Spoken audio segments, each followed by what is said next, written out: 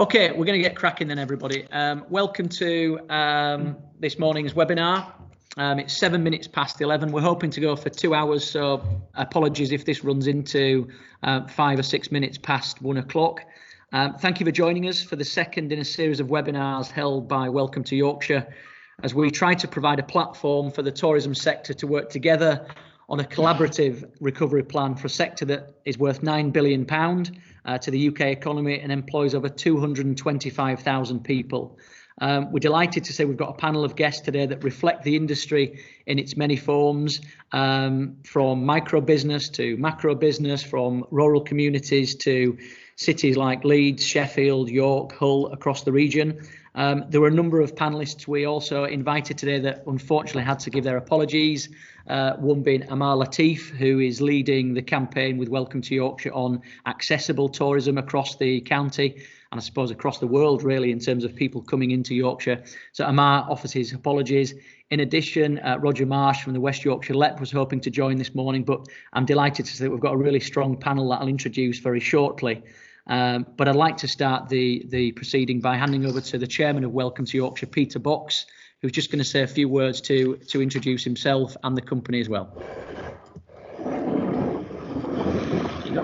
Thank you, James. And can I welcome the 250 people who've registered and who are listening in this morning on this webinar, and also to our colleague from Visit Britain, who's again agreed to participate. Can I also thank James and all the staff at Welcome to Yorkshire for what they're doing and for arranging today's conference, which, as James said, is a second conference. We had one last week with 40 people attending from local government officers, national parks, and again from Visit Britain. For me personally, the great thing about Yorkshire tourism is its diversity. We've got the coast, we've got the most beautiful countryside in the world, and we've got some of the greatest cities in the world. As you said, James, tourism is worth £9 billion to Yorkshire's economy. And that diversity, I believe, makes us unique, absolutely unique, compared to other places in the country who are facing similar problems. Because our recovery plan has to include all three of those elements: coast, country and cities. And hopefully today is going to allow us to start to map out a recovery plan we can all agree on and we can all campaign on. And there's absolutely no doubt we're stronger if we can work together and we can campaign together. As you all know, Welcome to Yorkshire is primarily a marketing organisation, but we're having to learn new skills now about campaigning. For the last 2 weeks, I've spent most of my time either in conference calls or on the phone to MPs, councillors. I've spoken to Henry from the Northern Powerhouse Partnership and to LEPs to try and make sure that they're aware of the serious problems that tourism in Yorkshire is facing at this particular time.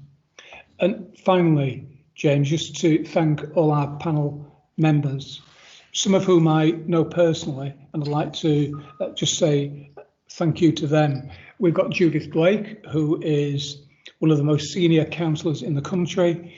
She is leader of the third biggest city in the country, and she's also chair of the Core Cities group. Got huge experience from a local government perspective, and her take is going to be really interesting. We've got two board members in Dan Bates, Chief Executive Sheffield Theatres, and Nicky Chance-Thompson from the Peace Hall Trust in Calderdale. We've got Sir Thomas Ingilby, who's chair of Yorkshire's Great Houses, who was going to teach me the finer things about cricket this summer, but unfortunately that's had to be cancelled. We've got Susan Briggs, who's a community campaigner and runs a tourism network, and is obviously well regarded in the industry. And finally, we've got Henry Morrison, who I spoke to a couple of weeks ago, and has got some really, really strong ideas about how the North itself can put forward a recovery plan. And I know that Henry sees tourism as a key and integral part of that recovery plan. We've also got colleagues from the CBI. We've got Katie Duke from the Deep, Wayne Topley from Cedar Court Hotels, and everybody who is on the panel has got particular expertise. So hopefully today is going to be the start of developing that recovery plan. And once we have it, everybody hopefully will work together. And that's what makes Yorkshire what it is. When we work together, that's when we're stronger. So a big thank you to everybody from me, and over to you, James, for the next part of the proceedings. Okay, thank you, Peter. We may be experiencing the odd technical difficulty at the moment, so please bear with us if we do. It might be useful if any of you use the chat box to say you can still see us and hear us. If we do think it's crashed, we can always pick it up again. But I can see Henry Murison there, so that's good. So we're going to carry on in the meantime. As Peter mentioned, I'm just going to refer to the panel again. So we've got Scott Grimes from Visit Britain. We've got Dan Bates from Sheffield Theatres, the chief executive there, representing the cultural and arts scene of South Yorkshire, but also across the county as well. Nicky Chance-Thompson from the Peace Hall Trust, Sir Thomas Ingilby, owner of Ripley Castle Estate and chair of Yorkshire's Great Houses, Castles and Gardens. Wayne Topley, as Peter mentioned, from Cedar Court Hotels. Katie Duke, our friend from the Deep over in Hull. Susan Briggs, as Peter mentioned, from Dales Tourism and the Tourism Network, consultant within the industry, and has been really supportive recently in the last few weeks. Sue Nelson from Yorkshire Food Finder, owner Food and Drink. Henry Murison from the Northern Powerhouse, and Emily Monquis is joining us from the CBI Regional Directorship in North Yorkshire, and as Peter started with, Judith Blake, leader of Leeds City Council, but also chair of the Core Cities Group. So you should all be able to hear us, so we will continue. Panellists will bring you in very shortly, but as Peter mentioned, this is the second of a series of webinars. Last week we spoke specifically to our colleagues in local authorities all across the county, 40 members on that call, so today we've usurped that with 100 plus, and that may lead to the odd technical difficulty, but we'll keep going. I suppose the point here is that Welcome to Yorkshire do not have all the answers to this coronavirus conundrum, and it would be remiss of Peter or I in only the few months that we've worked together to think that we do have the answers. I think it's important to say that Welcome to Yorkshire is recovering its own brand, its own place in the tourism industry, and we face our own challenges. However, we accept the challenge that we can act as the platform to bring together such expertise today and reflect many issues within the industry. If from today we can extract core challenges, commonalities, but also unique differences from across the county, perhaps we can use that to elevate and amplify this message first to local authorities, like last week, but also central government to help us achieve what can be a safe reintroduction of responsible, respectful tourism within the county to align with central government's roadmap. And I think that's important. There are still more questions and answers. We appreciate that Welcome to Yorkshire needs to lead on a recovery plan. We're doing that, but having 20 plus local authorities, a coastline, 2 national parks, major cities, rural villages, on the back of the flooding that we've had in the last few years, foot and mouth, not a distant memory at all, a huge economy. I think it's a togetherness that will get us through this. I do appreciate that there are people on this panel that may have recovery plans that I'd hope they can share with us today, and that would be great. So without further ado, we will hand over to the panelists now, if they could introduce themselves, and I suppose their key challenges at this moment in time. But before that, Scott Grimes from Visit Britain is just going to give us a national perspective on where we are today. So Scott, if I can bring you in, if you want to unmute yourself and your microphone and your camera, and just give us a 5-minute overview of where Visit Britain are right now in terms of their connections with central government and then the industry at large. Thanks very much, James. Hi guys, so I'm Scott Grimes, so I am the Tourism Education Development Manager at Visit Britain, and currently, due to COVID-19, we've launched the DMO task force, so I'm the lead for Yorkshire, the North East and the North West. I suppose the biggest update that will be useful to everybody here is and it's around consumer confidence, is the industry standard and kite mark that's currently being developed. So we've been working across the industry with various bodies, so Natural England, all the Pan Britain response in terms of Scotland, Wales, Northern Ireland and London and partners, working with ALVA, UK Hospitality, the Local Government Association, and the list goes on and on. To create an industry standard and a kite mark that will allow us to kind of give a ring of confidence for tourism businesses, attractions and destinations, as well as reassurance to visitors. So the idea behind it is it'll be an online platform where businesses will be able to do a completely free online assessment that checks that they're taking the necessary steps to adhere to the government guidelines, and that's looking at around Public Health England, social distancing, etc. And then they'll be provided with a quality mark that can be used and a certificate that recognises they've gone through the process. It's something that has been looked at by various different bodies across England, but we're keen to create a national scheme that allows us to make sure the visitors not confused when they travel between areas. So if they go into the southwest, they go into the northeast, northwest, they don't get a different message from everywhere.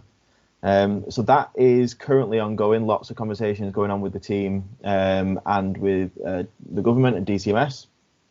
It is hoped that that will be ready to launch at the end of May or the beginning of June, which will hopefully then tie in quite nicely should hospitality and leisure be able to resume from the 4th of July, which is fingers crossed at the moment.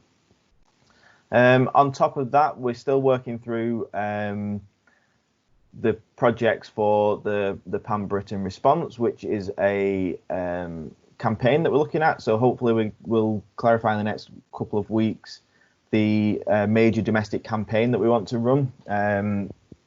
This is hopefully going to tie in with every nation, again, Scotland, Wales, Northern Ireland, London and partners, and allow a consistent message for domestic tourism to try and really stimulate domestic tourism. And then the other really important thing, and I'll pop a link into this in the chat in a second, is the proposal that went into government last week, and which is 18 pages long, so if you've got bedtime reading, just proposing some of the outlines that we've collated over the last 6 or 7 weeks, really to try and help steer the economy back in terms of leisure and tourism and really push the domestic focus as well. So I'll pop a link to that in the chat there as well for you.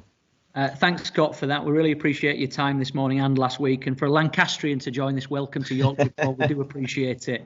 Yeah, I'm going to mute you for the rest of the call now.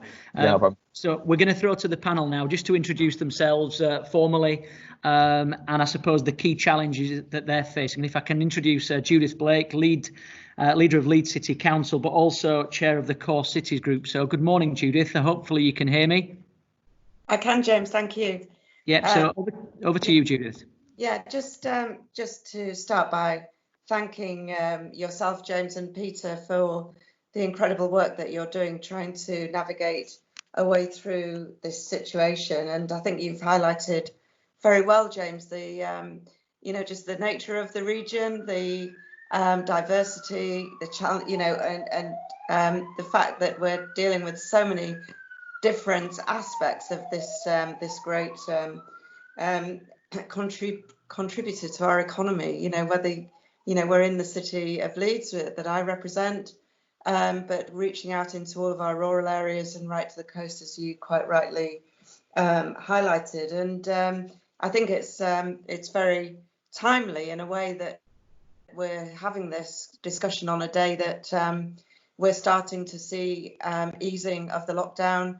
We're starting to see some reopening in places like Leeds, and of course there are enormous challenges, and none of us should shy away from them. And I think at the moment there are still a lot of question marks over exactly how things are going to move forward. Everyone is trying to seek clarity, and I hope that together we can move forward to doing that. So, the sort of contribution to a city like Leeds, and I don't think this is always fully recognised. When people ask you about the economy in Leeds, and you actually give them the statistics. In 2018, the latest we've got, just short of 30 million visitors came through Leeds. They were day and overnight visitors, contributing 1.84 billion to the local economy in direct and indirect spend, and supporting 20.5 thousand jobs. These are just incredible things, and the contribution we've been able to make for business tourism through the UK conference and events market are absolutely incredible. And we estimate that we organised around 50,000 different events, 3,500 delegates, and that part alone worth 6 million to our economy. So we're moving forward in terms of talking about reopening the city centre and our districts. But huge concerns, I have to say, about safety work, and that has got to be our absolute priority. So we're looking at widening our pavements, increasing the space for pedestrians. The logistical issues that we're having to face as a city are absolutely extraordinary, and obviously just moving people around is one of the major issues that we've got. So I, on behalf of Core Cities, we've been doing a lot of work, which I'm sure many of you are aware of, just recognising the strength of cities in terms of cultural assets, leisure, retail offers, and of course tourism has become one of the major contributors. We're really obviously very concerned about the cultural sector, the impact that this, the real thing that we're picking up is the lack of public confidence in the messaging about what is safe and what isn't, and looking at all of the events that we put on in terms of persuading the public that they're going to be safe going along to participate.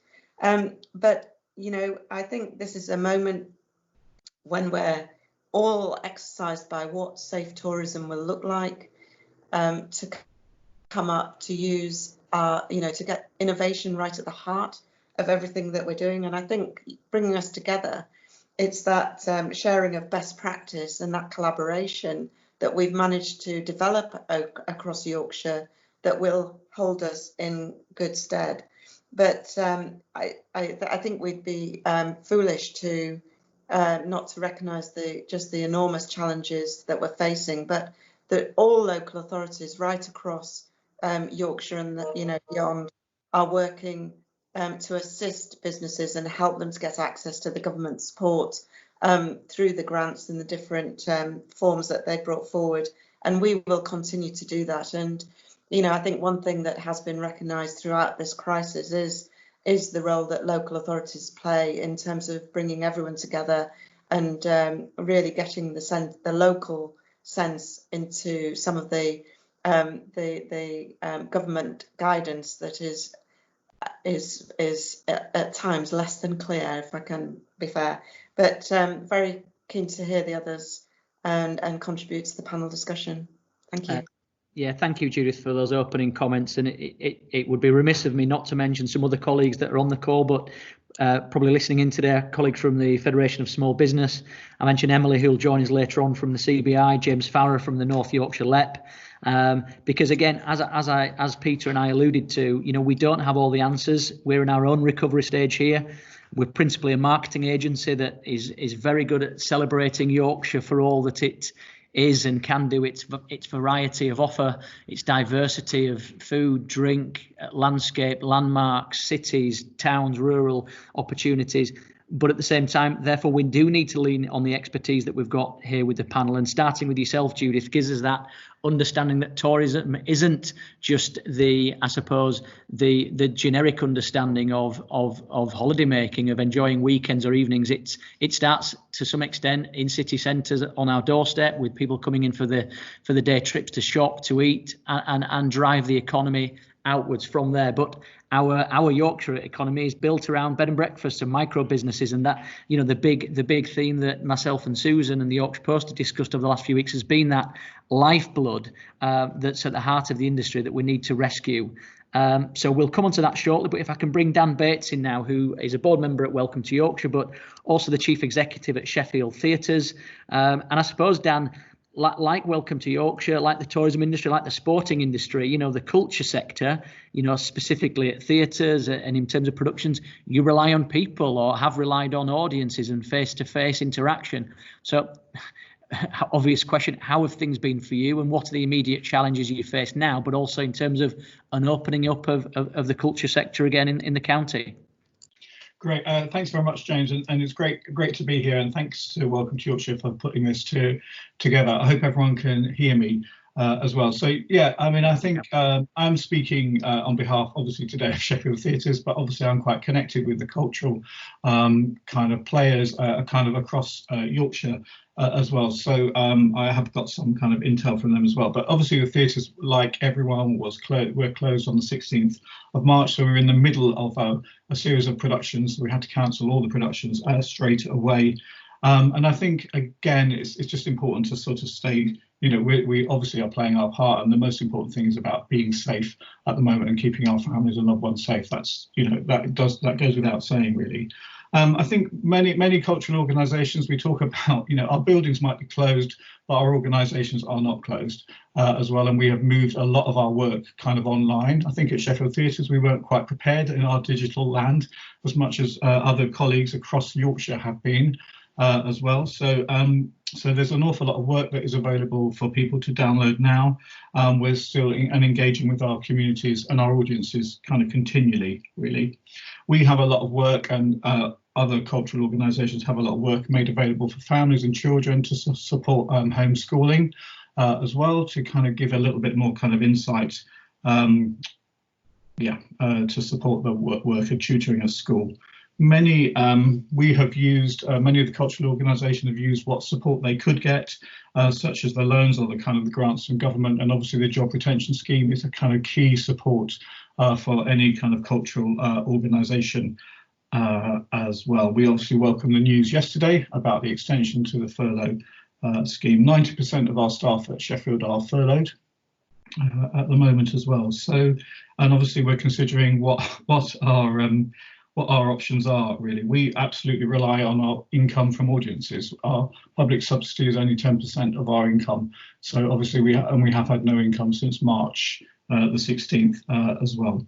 So cultural organisations continue to plan about when they could open, but the most important thing is about when staff will feel confident about coming to work, but also it's also, as Judith says, about when audiences will feel comfortable about kind of coming out as well.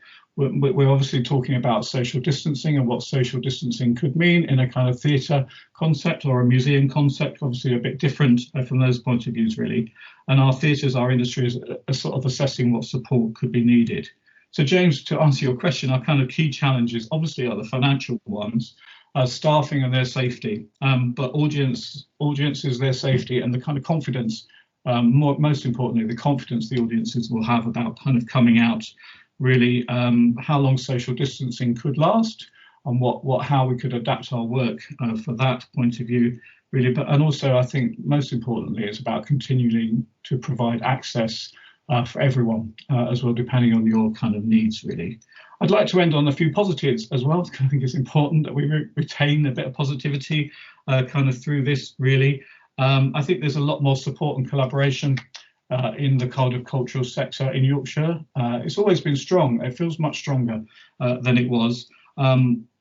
There's been some great new websites kind of developed in Sheffield. We have a website called Our Favourite Places, which links a lot of digital resources and educational resources together for schools and families as well. Pilot Theatre in York have done incredible work filming productions all over Yorkshire for many years, really, and they have a lot of availability online. Many of our teams, we make costumes. A lot of the there's 5 producing theatres in Yorkshire. There's more producing companies, but the venues, and so many of our wardrobe departments are making scrubs at the moment as well for the NHS, which is really wonderful. And finally, our production of Kes that we created in Sheffield in 2015 as part of Yorkshire Festival was filmed this year in Wakefield area and is made available online from next Tuesday as well. So you can see a proper Yorkshire tale online as well. So we're really, really thrilled about that. So I think that's probably all I've got, James. I hope that's okay. Yeah, that's fine, Dan, and we'll throw back to you with a couple of questions that are coming in as the afternoon goes on. And just referencing the South Yorkshire sort of cultural hub, our favourite places, so at Fave Places on Twitter, introducing the Sheffield Culture Hub. It was a lovely tweet the other day, working with Sheffield Union, Visit Sheffield to keep culture open and online, enjoy inspiring theatre, music, talks, films, exhibitions and family activities from Sheffield's cultural venues and festivals. You can visit that, sheffieldculturehub.co.uk. And as you mentioned, we have to, brighten up the gloom sometimes. And, as a parent with 2 kids at home, I'm in the office today, so they're not running around me in the background and I become the latest meme that goes live around the world. It's important that we do, keep boiling the kettle, keep the kettle boiling about what is going on in Yorkshire. As you say, face-to-face organisation, you'd rather people were in your theatres enjoying the performances, but that doesn't mean it stops. So we've got that balance at Welcome to Yorkshire of keeping at the forefront of everyone's imagination the Yorkshire Dales, the Yorkshire Coast, our cities, our cultural hubs like the Hepworth Gallery, etc., and the Sculpture Park. But at the same time, when it's safe to come back, we're working on that now, but it's important to say they've not gone away. And actually one of our slogans that we're going to unveil soon will be, welcome back to Yorkshire. So a little play on the Welcome to Yorkshire sort of brand, but also, dreaming now, but explore later. It's key that we're all ready to welcome back tourists in all their forms as they do so. Okay, moving swiftly on then. The newly crowned iconic champion of World Cup. I'll start again. The newly crowned World Cup of Yorkshire iconic building is the Peace Hall in Halifax. Peace spelt P-I-E-C-E, not how I spelt it inadvertently or one of my colleagues did on Friday. Listen, we all make mistakes. We all drop the ball every now and then. So Nicky Chance-Thompson, a formal apology. But if I could bring you in, another recently appointed board member to Welcome to Yorkshire. Nicky, more than most, you're an iconic building, but also you're home to a number of independent businesses, artisan shops, eateries, coffee shops, host of big music festivals, so probably more than many in the county. Really hit hard across the board here. Absolutely. I did have a presentation actually, James, but I think I'm just going to talk through, if okay, just responding to everything I've heard this morning. Yes, we've been particularly hit hard. I mean, in terms of financial, we lost £300,000 a month overnight from tenant rentals, from our food and beverage outlets, through to some of the big concerts that we had planned in the summer with the Kaiser Chiefs and others. And we obviously have, as you mentioned, 43 really thriving independent traders. I think Alison, our Yorkshire Gallery, one of our tenants is on the call this morning. And we'd attracted 7 million visitors to date, delivered over 450 events. So yes, we've been hit extremely hard. But like everybody has said, we've got to try and look at this positively and work together, not in isolation, to understand how we navigate through this, because none of us have experienced this before. And I think that there's a tendency to look to government for all of the answers, and I'm not sure that they've got them. I think that we need to go as a sector with a plan and work with our colleagues at the LEP and with our colleagues at councils to understand what is it that we could do to emerge from this. We're clearly a very important sector, delivering 9 billion to the Yorkshire economy, but we're not going to be able to restore everything overnight. It's going to take time. It's going to be some trial and error. But for me, the most important challenge is restoring confidence. For very good reasons, we've had the fear of God put into us about not going out and trying to stop the spread of the virus, which has been increasingly important for not putting pressure on the NHS. But I am concerned about something I'm seeing, which is being coined as lockdown paralysis. And I think it's going to take time to build people's confidence, to come into spaces, to go into places that they've been told to stay away from. And suddenly we're saying, oh, actually, you can come back. So again, it's how we work as a sector to manage that appropriately, safely and responsibly. And there may be some placebo initiatives that we need to take just to make people feel safe. But one of the things you and I talked about, James, yesterday was perhaps introducing some ticketing systems into public spaces. where we're able to manage numbers. For example, 200 people could come into the Peace Hall over the course of a day just to come and reconnect with the courtyard.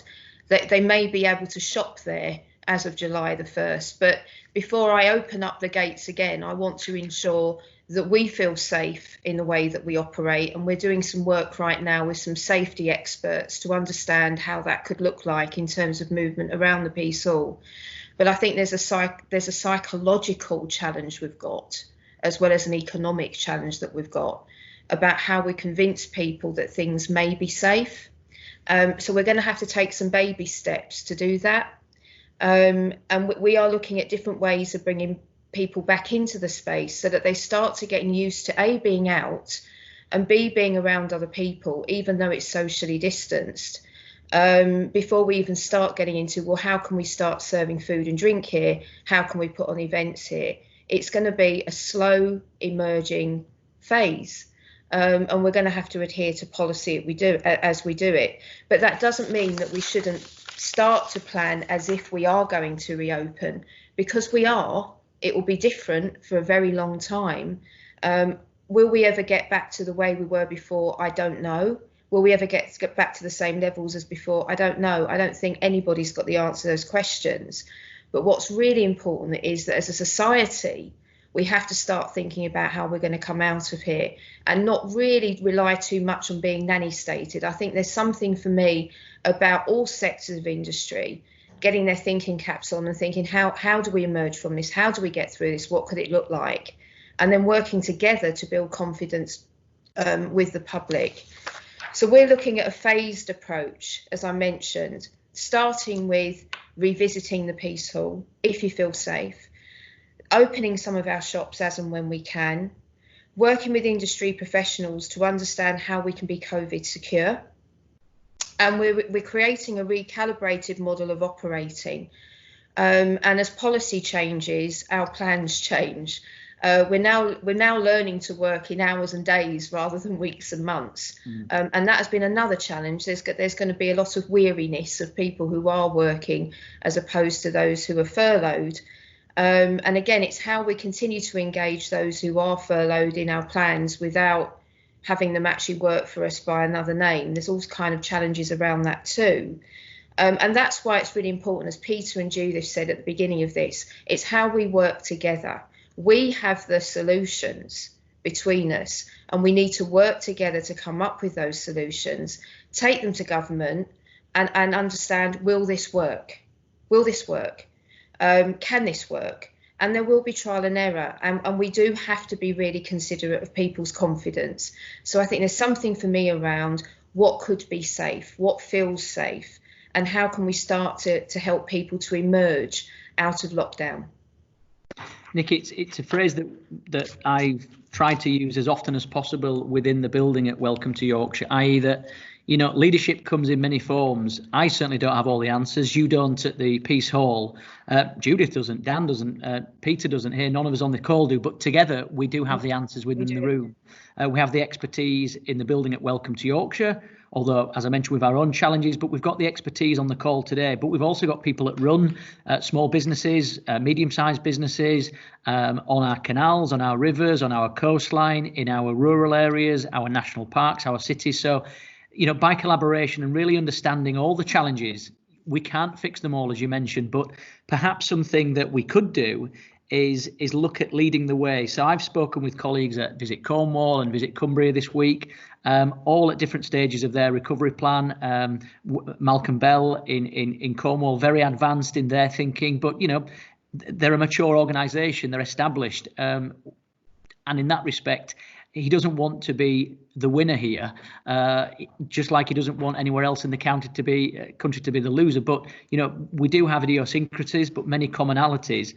Perhaps there's a suggestion that maybe we could look at something like the Peace Hall, or maybe Howard House, or villages in perhaps North Yorkshire, Malton, for example, or Thirsk, because Petri dishes to almost start to look like what safe tourism would be, responsible tourism, working with local authorities. If it's one road in and one road out and so many people at a time in a shop, or subsidised sanitisation stations. You know, try to have a weekend or a day where we look at what the future of tourism and a reboot of the economy could look like. Is that something, Nicky, that you might want to participate in the future, if that's something that we can collectively put together?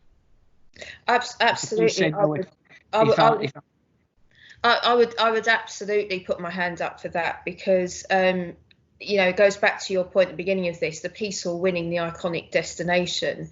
It's obviously very dear to people's hearts, and I know from emails that I receive, people are missing places. So if we can engage them with places, albeit in a different way, you know, that's going to do a lot for confidence and morale and helping people emerge through this.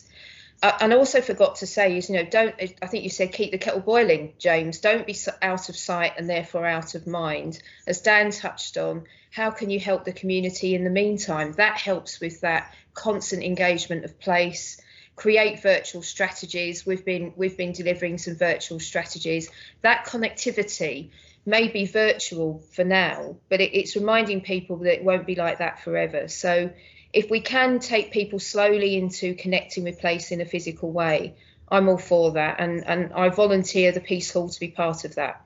Okay, well, we'll keep the kettle boiling, and we'll take that issue offline. But actually, in the second hour, you know, we would like to invite comments. We've got lots of questions coming in. We will get to them. So please, if we haven't mentioned your name or your question yet, please bear with us. We've got a couple of staff in the office today working with me. We've got a lot of staff online, from one iconic building to another. And by the way, Nicky, let's be honest, you did deserve to win it. However, you mobilised the whole of Calderdale online to win that award. So we'll have to change the goalpost next time. But well done. You deserved it. Thank you.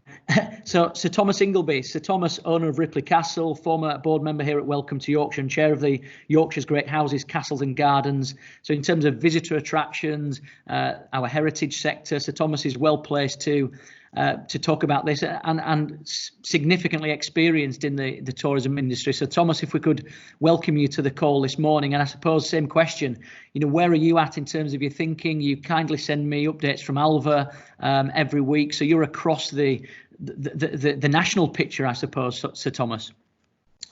Yes, indeed. Thank you very much for welcoming me onto the panel this morning. Yeah, it's been very tough. I mean, we are a very good bellwether in terms of a tourism enterprise, because we cover everything from a castle that's open to the public, through to gardens, through to accommodation, through to high-end dining, through to tea rooms. So we get a very good broad perspective, and it's been tough. In our sector, I think the coronavirus couldn't have struck at a worse time. Middle of March is always traditionally when our businesses are at their lowest ebb in terms of cash flow. Of course, we missed out on Easter, which is always a critical time of the year for us. And ironically, we've missed out on some of the best weather. The best last 6 weeks, ever since he locked it down. The sun's been shining, and honestly, it would have been our best start to a tourist season in the last decade. And I can't enjoy the sunshine anymore. I just sit there and think, but where's the ringing of tills? You know, it's eerily silent. And we've laid off or put on furlough 115 staff out of 120. We really are working on an absolute shoestring at the moment. Lady Ingilby is upside down in a flower bed somewhere, probably swearing foully. I think it's a good thing that no visitors are around. And we're not alone. I've already heard that the Canterbury Tales Museum in Canterbury has closed forever. They've lost the fight. They'll no longer resurface, which is a huge shame. And yesterday, National Trust of Scotland announced that they were laying off 400 people. And they're literally mothballing all their sites except for 27, which they're going to try and keep going. So it's a sign that it is hitting the industry very, very badly in the stately homes museum sector. And I think some of the government initiatives have been enormously helpful. Unfortunately, in the stately home sector, the coronavirus business interruption loan hasn't been a brilliant success for us. The only way to get rich out of running a castle is to start off with an awful lot of money and then watch it disappearing down the drain slowly, which is not a picture that banks tend to favour in terms of confidence. I think the announcement yesterday that the furlough scheme is going to be extended will be enormously helpful. It makes a big difference to us. It should enable us to open in July. Certainly it looks as though the gardens will be open, the park will be open, and gift shops and tea rooms. And really, that's the driver for us, more than the garden tickets, being able to open the tea rooms, which we think we can do probably with a limit of about 30-35% of capacity.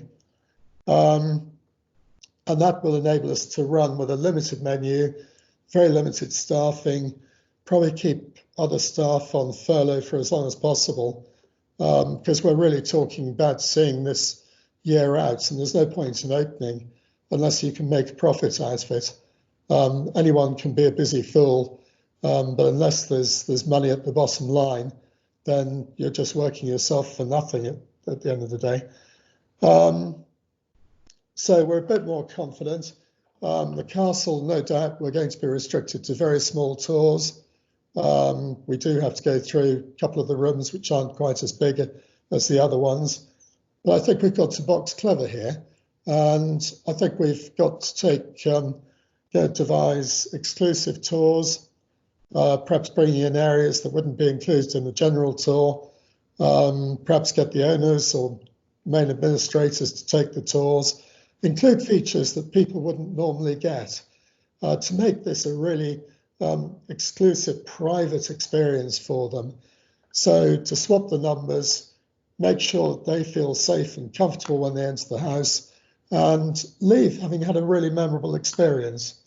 And hopefully that way we can make that stack up, because the trouble with stately homes is, as those of you who've ever visited them will realise, that the average age of the guides probably is the wrong side of 70, and certainly in our case, one or two the wrong side of 80. So they're not going to be terribly keen to come in, and we've got to make the visitor feel safe and comfortable when they enter. So I do think there's light at the end of the tunnel. The other factor that's going to hit us is the loss of weddings. We've got about 50 weddings stacked up. We haven't actually had any cancellations yet, which is brilliant. What we've been doing is very proactively ringing brides right from the outset, saying, right, we're going to give you 2 dates, one in the autumn and one in the new year. And if the autumn one doesn't work, here's your date for the new year, you're reserved. And they've all stayed on board for that, which is absolutely brilliant. And we may get 1 or 2 smaller weddings from people who have to get booked in quickly in the meantime. So I think it's been a horrible time. But they always say that times like this, times of crisis, times of economic adversity, are the times when the best new businesses are formed. It's the time when people devise ideas in their sleep, in their garage, and those are the businesses that will survive to the future. So we see it as an opportunity, as a challenge, and we will make it work. Yeah, I'd like to echo those comments, Sir Thomas. Challenge brings opportunity. Necessity is the mother of invention. We've seen some real entrepreneurialism over the county over the last few weeks and months. And as you said, with a wry smile, the Easter weekend, of course, was going to be a sunny one. We were all desperate to get out to, the places that you referenced, and we couldn't. But hopefully something that we can do is look at a collaborative extending of the season. So, of course, Christmas markets now, autumn, winter has to come into play. And that will be part of our marketing strategy here, that We've lost spring. We're going to lose much of the summer, but that's not to say that that winter isn't a big part of our tourism economy. And actually, I remember speaking to my children when I took this role on Welcome to Yorkshire. I said, right, kids, Daddy's got to attract people to Yorkshire from all over the world. How can I do it? And they said, it's easy, Daddy. You don't need sun cream in Yorkshire, so kids are going to love it. There's no need to put sun cream on. So we don't need the weather to have a great time, do we, Sir Thomas? So let's hope that we can get back out to support you. And staying in North Yorkshire, if I can bring in our next panellist, Susan Briggs. So Susan works on behalf of the Tourism Network, a consultant in marketing, specifically within the tourism sector. Many years of experience from small to medium size. So Susan, good morning to you. Thanks for joining. Okay, can you hear me? Yeah, we can hear you, Susan. And okay. Hi, everyone.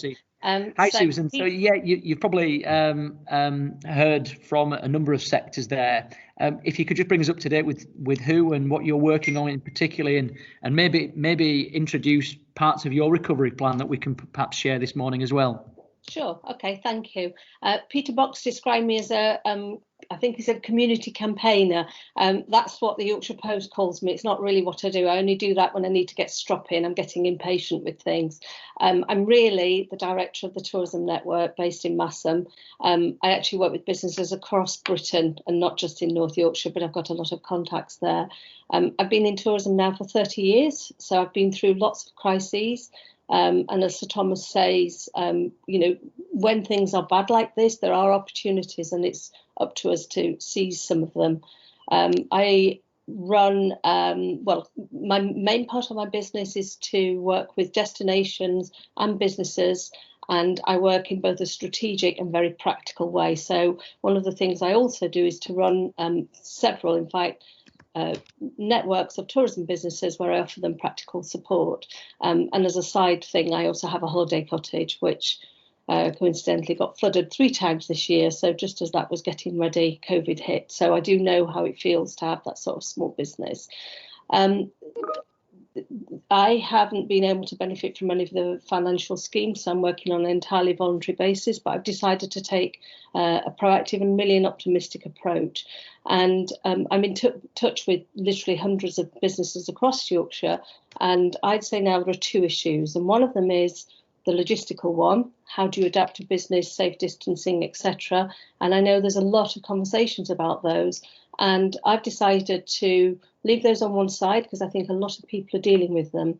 The thing that I'm most interested in and that I think is more urgent is planning for the future and actually thinking about what can we do both now and later. One of the things I'm very keen to do is to help businesses to recoup their income so that they don't come out of this or in a year's time that they're in a real deficit. What can they do so that they actually do bounce back? And since I've been in this for a long time, I've started to get impatient about the lack of forward, real advanced planning going on. We can deal with social distancing. There's all sorts of issues we have to deal with. If we don't think about the future, we won't move forward. And when we can travel again, there's going to be an absolute stampede. Every destination will be launching welcome back campaigns. Every destination will be telling us we're open for business. If we don't have some really tangible, really directed reasons for coming to Yorkshire, we will lose out.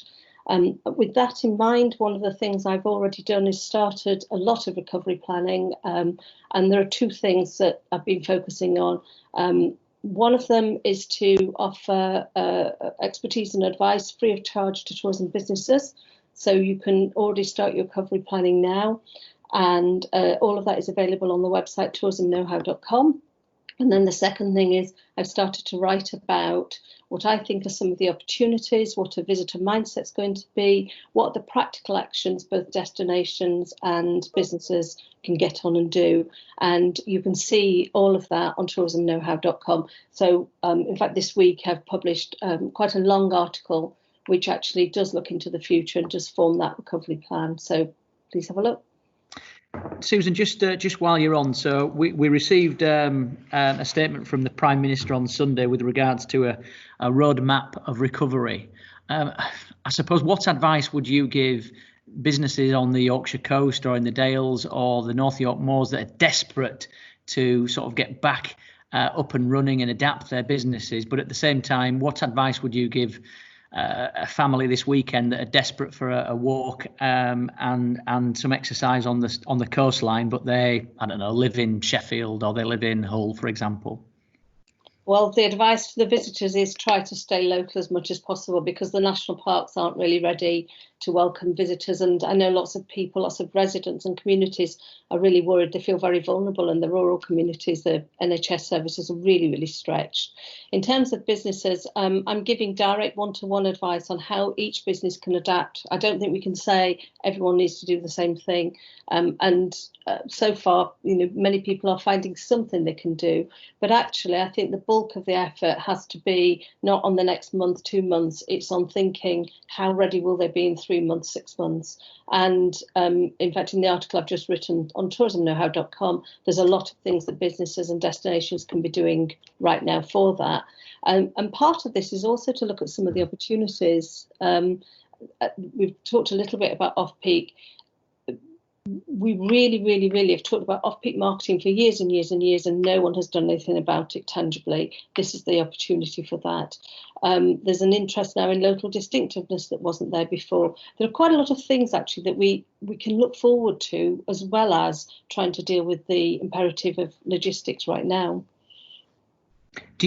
There's an opportunity here suggested that the staycation market, the future of travelling, holidaying local, will boom. Let's be honest. If coronavirus was to end tomorrow, a solution was found, a cure was found. Do you think people will stick to that, or do you think they'll jump straight back on the next plane that they're allowed to out of here? Will people commit to what they're saying now and then do it? What's your sense of feeling on that? Well, this is where our marketing has to be much more sophisticated, and we've got to get away from the something for everyone, same old, same old. And if we look at every single different mindset, then we can target campaigns accordingly. There are some people, my daughter included, the second someone says you can get on a plane and go somewhere sunny and escape Yorkshire, she'll do it. But there are also a lot of people that are going to be more cautious, or where they may be actually interested now because of what's gone before and exploring their own doorstep. And I think what we've got to really do is look at all those mindsets and target the messages, but also we have to get beyond this. We've got a lovely coast, we've got a lovely this, we've got a lovely that. We've got to give really tangible, directed reasons to visit specific areas, and to also look at how we disperse some of that tourism as well. I think therein lies the challenge, doesn't it? Yorkshire's greatest strength is its diversity of offer. Its biggest weakness at times, I've certainly found in the last few months, is the breadth, the 5.4 million people, the differences, the idiosyncrasies of trying to sort of channel that. But we will try and do it. We will celebrate our differences and salute our commonalities. So Susan, please stay on the line for some specific questions for you later on. Lovely to have you on this morning. If I can pass over now to Henry Murison. So Henry, speaking on behalf of the Northern Powerhouse as a director, so macroeconomic thinking, direct line to government. And I know we're talking about the tourism economy here, but Henry, I suppose it's the economy at large, isn't it? We can't just recover the tourism sector without the whole economy recovering itself. So Henry, good morning to you. Good morning. And I think Nicky on the chat's been having a really good discussion actually on this in the last couple of minutes. I feel like for those who've been watching that, I've been very kindly introduced in terms of what on earth you'd have somebody who spends their life thinking about long-term economics talking to you all this morning. I think the thing I would really reflect on really strongly is that the underpinners for a productive economy apply to tourism sector businesses as much as they do to the wider economy. So the fact that this is an opportunity to invest in training and developing our workforce, that for those that are displaced by this economic event, we've been doing a lot of polling across the north of England, and we'll be releasing those findings this weekend in some of the national media, as well as here in Yorkshire. But I think the fundamental of what people are saying is they want us to find opportunities to support those who've been directly affected. And that includes many of you and your businesses. And that's why the Chancellor has his furlough scheme that was extended yesterday. But Rishi Sunak also was really clear about his commitment to levelling up. And many of the communities where tourism businesses are located, like the Peace Hall in Halifax, will be direct beneficiaries of levelling up. So we want to improve the connectivity of Halifax in the longer term, particularly by public transport. Well, at a time when no one's using those transport networks, or very small numbers of people are using them, that's a really good time to invest in them and improve them. And I think there is a real danger that a lot of the shovel-ready projects that you'll have read about in the newspapers will have impacts on tourism businesses and the infrastructure that we rely on to get people to our places. So just as you're reopening, people like me will be busy articulating a case for digging up many of our roads and certainly closing sections of our rail network in order to improve them, and not entirely close them, but to do significant work. And that's because we need to generate jobs and employment, but also avoid having to, when the lockdown is entirely eased, having a huge backlog of work to do on our remaining infrastructure. And I think the interplay between what we do to keep people in work and how that impacts the communities and places, particularly in our rural communities, where there are lots of capacity and constraint issues at play, I think is really challenging. And so you reflect on the overall kind of conversation we've had this morning and what people are predisposed to do. Well, if we spent a lot of time talking about cycling, the government's talking a lot about cycling at the moment, there are clearly activities that are more positively felt about by the public at the moment. And that's how we're going to ask people to go to work. And so maybe they don't want to do that on a Saturday and a Sunday quite as much. But I think there are activities in our places that are able to be done safely and sustainably in relatively short order. I think the bigger challenge, and this was reflected on, I think, James, and the really sensible things you've been saying about people going back, particularly to our national parks, and I know it's reflected as well in Cumbria, is that people visiting our places doesn't necessarily generate economic value.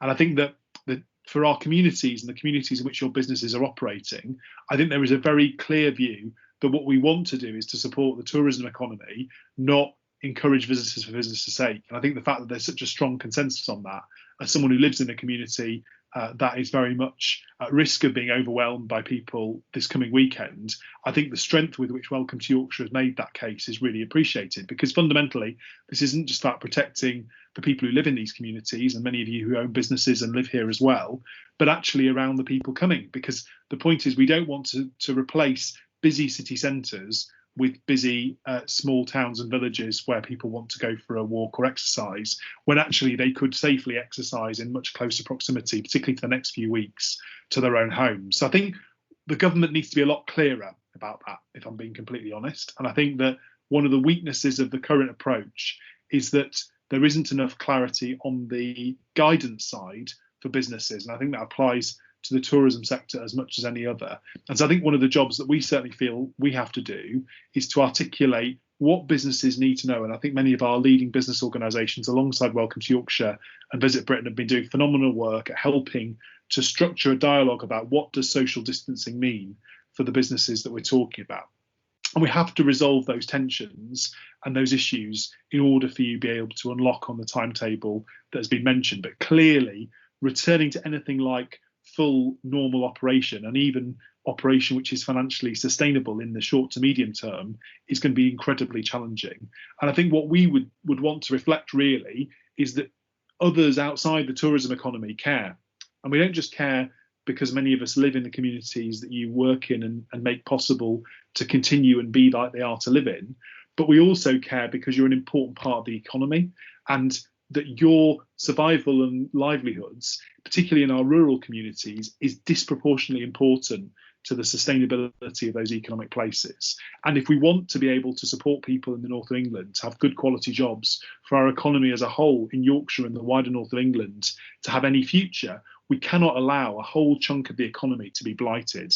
And to allude back to some of those comments in the chat, fundamentally, there is a link between the wider economic approach of the UK to the well-being of the population, which absolutely does require many of the businesses you work in and the places you work in to be back open again.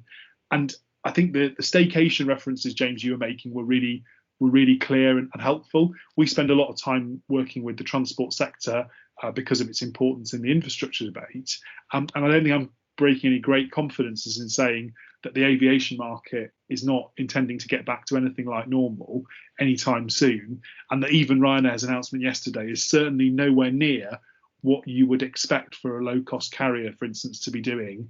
And certainly transatlantic travel, which I think is a real challenge to the sector, is not going to come back anytime soon. So although what we might find are more visitors who are living and working in the north of England wanting to holiday here in the Dales, the Lakes, on the moors and in other assets that we've got, and particularly playing to those places perhaps people haven't visited before that are quieter, and I suddenly have that attraction that places that are undiscovered, that are less known, that are less well visited are actually more attractive to people. We're not going to have people coming in terms of higher value visitors from certainly from North America, for instance, anytime soon. So those huge amounts of capacity we have into Manchester Airport, into Heathrow, into Gatwick, and you'll have seen some of the Virgin Airways announcements, I'm sure, in the media in the last couple of weeks, but they are just the tip of a massive iceberg. None of the European major carriers are anticipating that they're going to get to anywhere near normal capacity on their long haul routes for a very considerable period of time. And that, for our higher value visitors, I think is a significant issue, and that is a material problem for the northern economy. So I look at those flights coming into Manchester Airport from China, for instance. They are not just full of business visitors coming to, or people coming to the universities, for instance, in the north of England. A huge chunk of those passengers are tourism related. And if they suddenly don't turn up, that's as big an issue as the international students not turning up in our cities in September for our local economies. So I think what I would say is it's not an endeavour, and the work you're doing as a sector to keep yourselves alive, most importantly, as businesses, and then to be in a position to contribute to the success of the places that you're based in is not an endeavour you are doing on your own. And certainly what we're very clear about is that in order to restart other areas of the economy and to enable us to invest in our longer term infrastructure, we can't do damage in the short to medium term, making your lives even more difficult.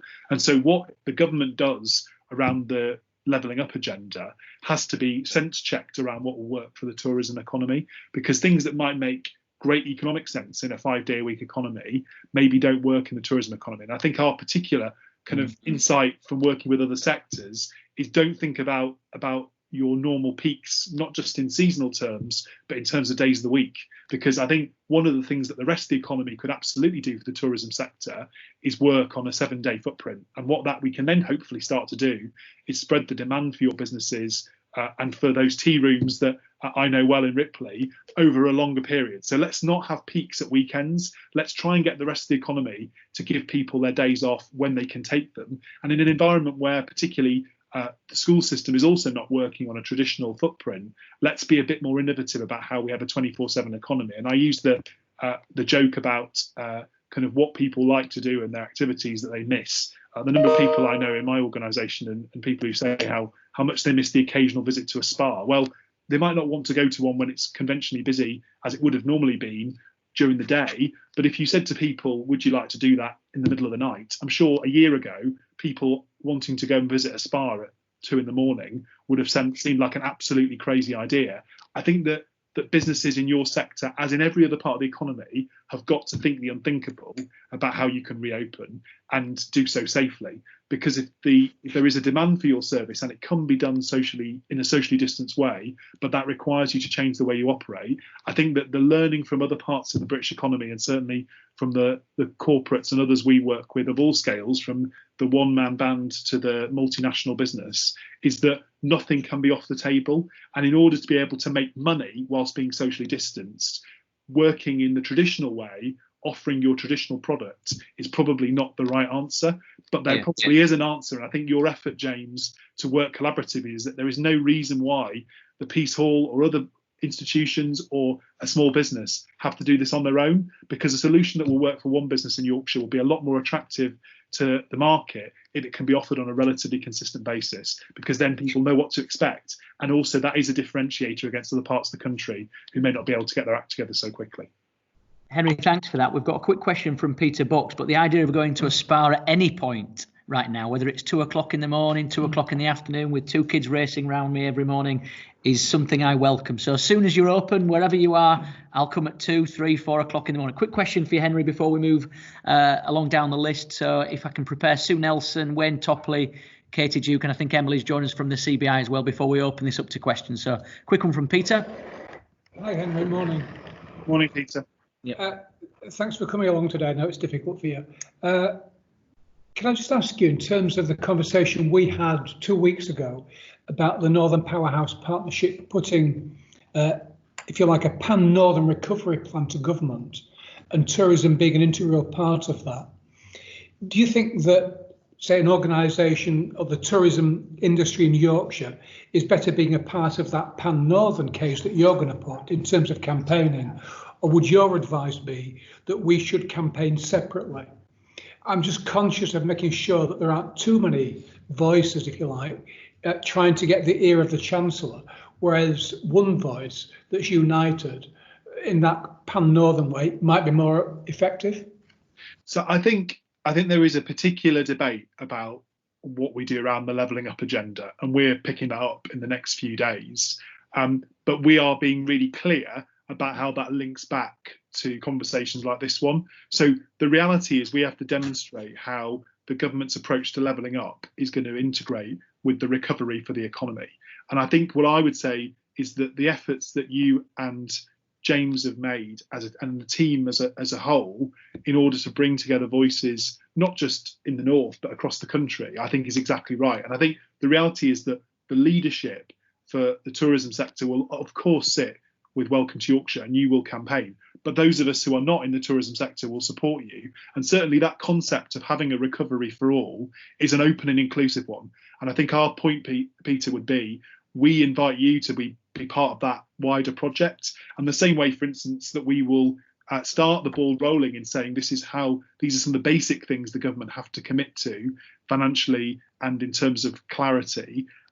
We absolutely will make those touch points back to the conversations like this one today. So I think my sense would be that there is absolutely a place to put tourism at the part of the National Recovery Plan and the one that we'll have for the north of England. But I also think that there is a distinction between what your sectors need now and what might be necessary in order to fix some economic problems in 15 years. And I think we absolutely say you can't trade those things off against each other, Peter. You need both. We need to do long-term things now with some short-term benefits to advance some things we need to do, which we needed to do anyway. But I think that some of the practical things we're talking about, like a devolution deal for North Yorkshire, well, that will unlock some of the money we may need that colleagues in York and North Yorkshire, including Carl, who's on the call, could use to fix some of the issues that are going to be made more of a problem by this crisis and to support tourism businesses. And so I think particularly through supporting more funding for through devolution, that will give the financial tools to invest in some of the projects and programmes that get started in the next few weeks, but actually will need to be sustained in the future. And rightly, that should be led by our local politicians. And in the way that West Yorkshire will have, right, they will have the money and the firepower to respond to this crisis because they've got devolution. My concern is that there is a bit of a two-tier position in Yorkshire, but the government has offered more powers and money to areas beyond West and South Yorkshire. And I think the tourism economy's current crisis just makes the case for devolution for North Yorkshire and York really, really persuasive. And in a place like Malton, where you might say, well, what do we need devolution for 6 months ago? Why would we want it?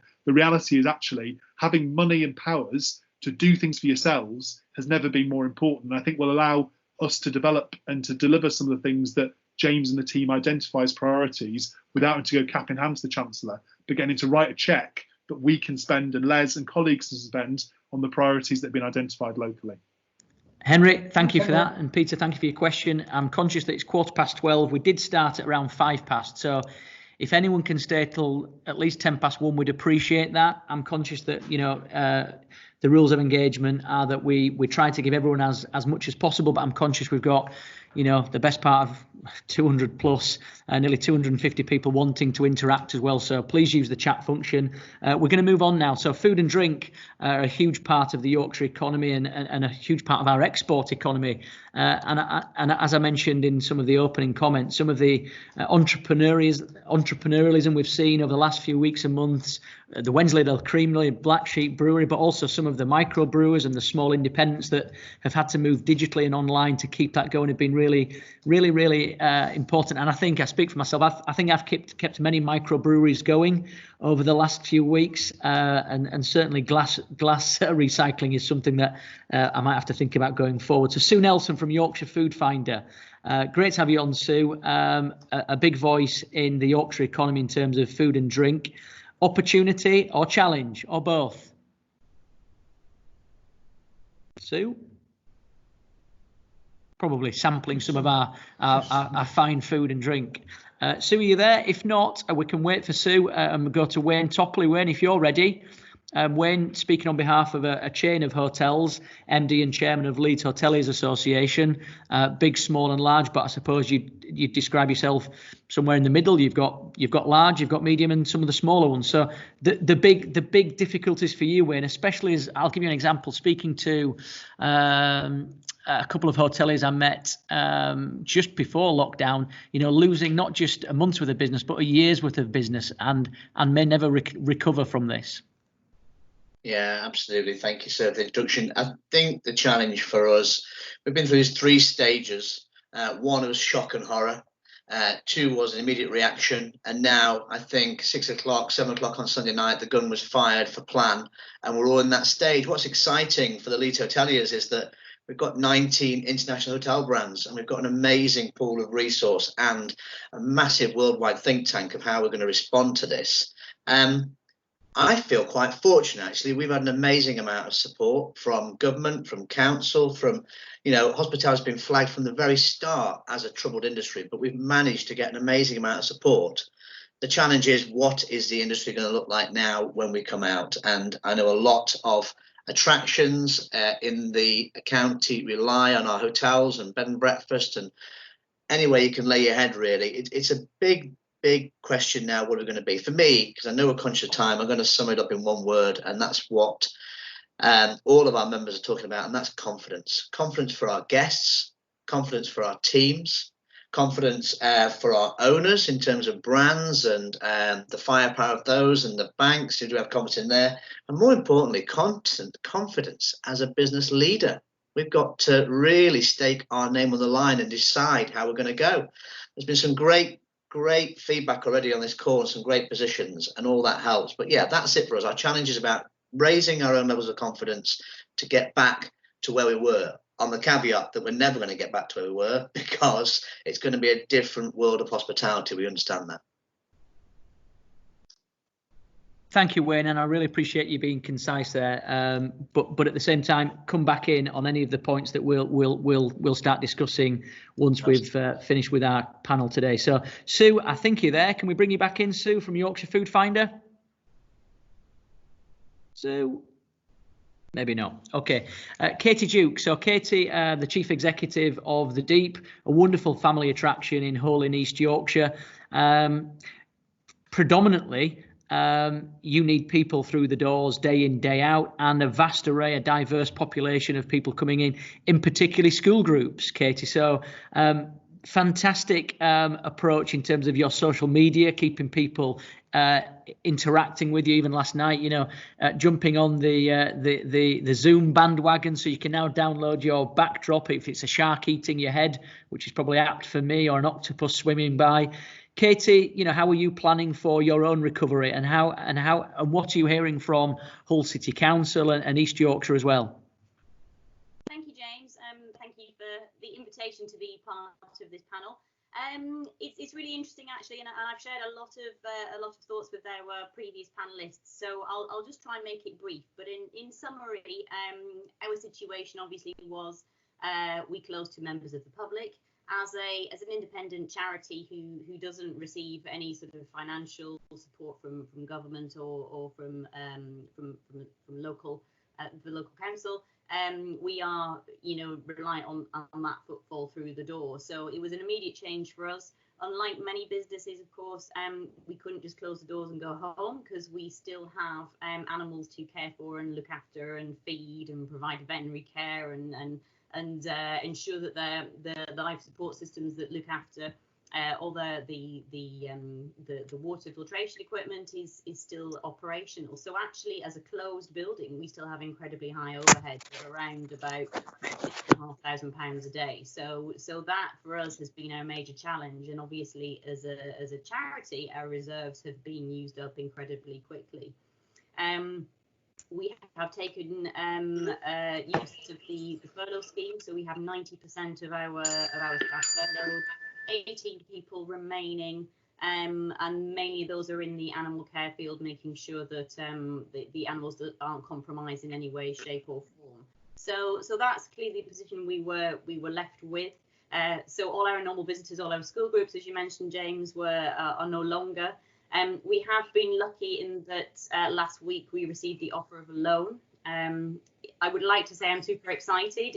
It's wonderful in that it delays the closing. So without the loan, we would not have survived past the summer. With the loan, we obviously have been bought an amount of time, but with that on the horizon, that looking to the future now, which is obviously where our thoughts are, as well as for the next few months, what might opening look like, and how do we ensure that we can pay back a loan as well. So that's sort of always in our mind at the moment.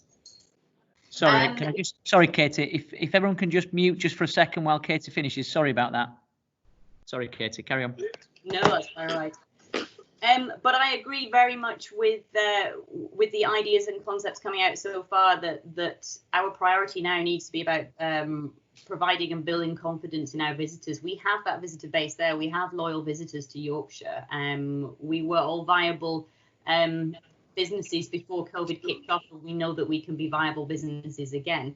However, it is about reimagining our offer and making sure that we provide people with confidence to come back to us.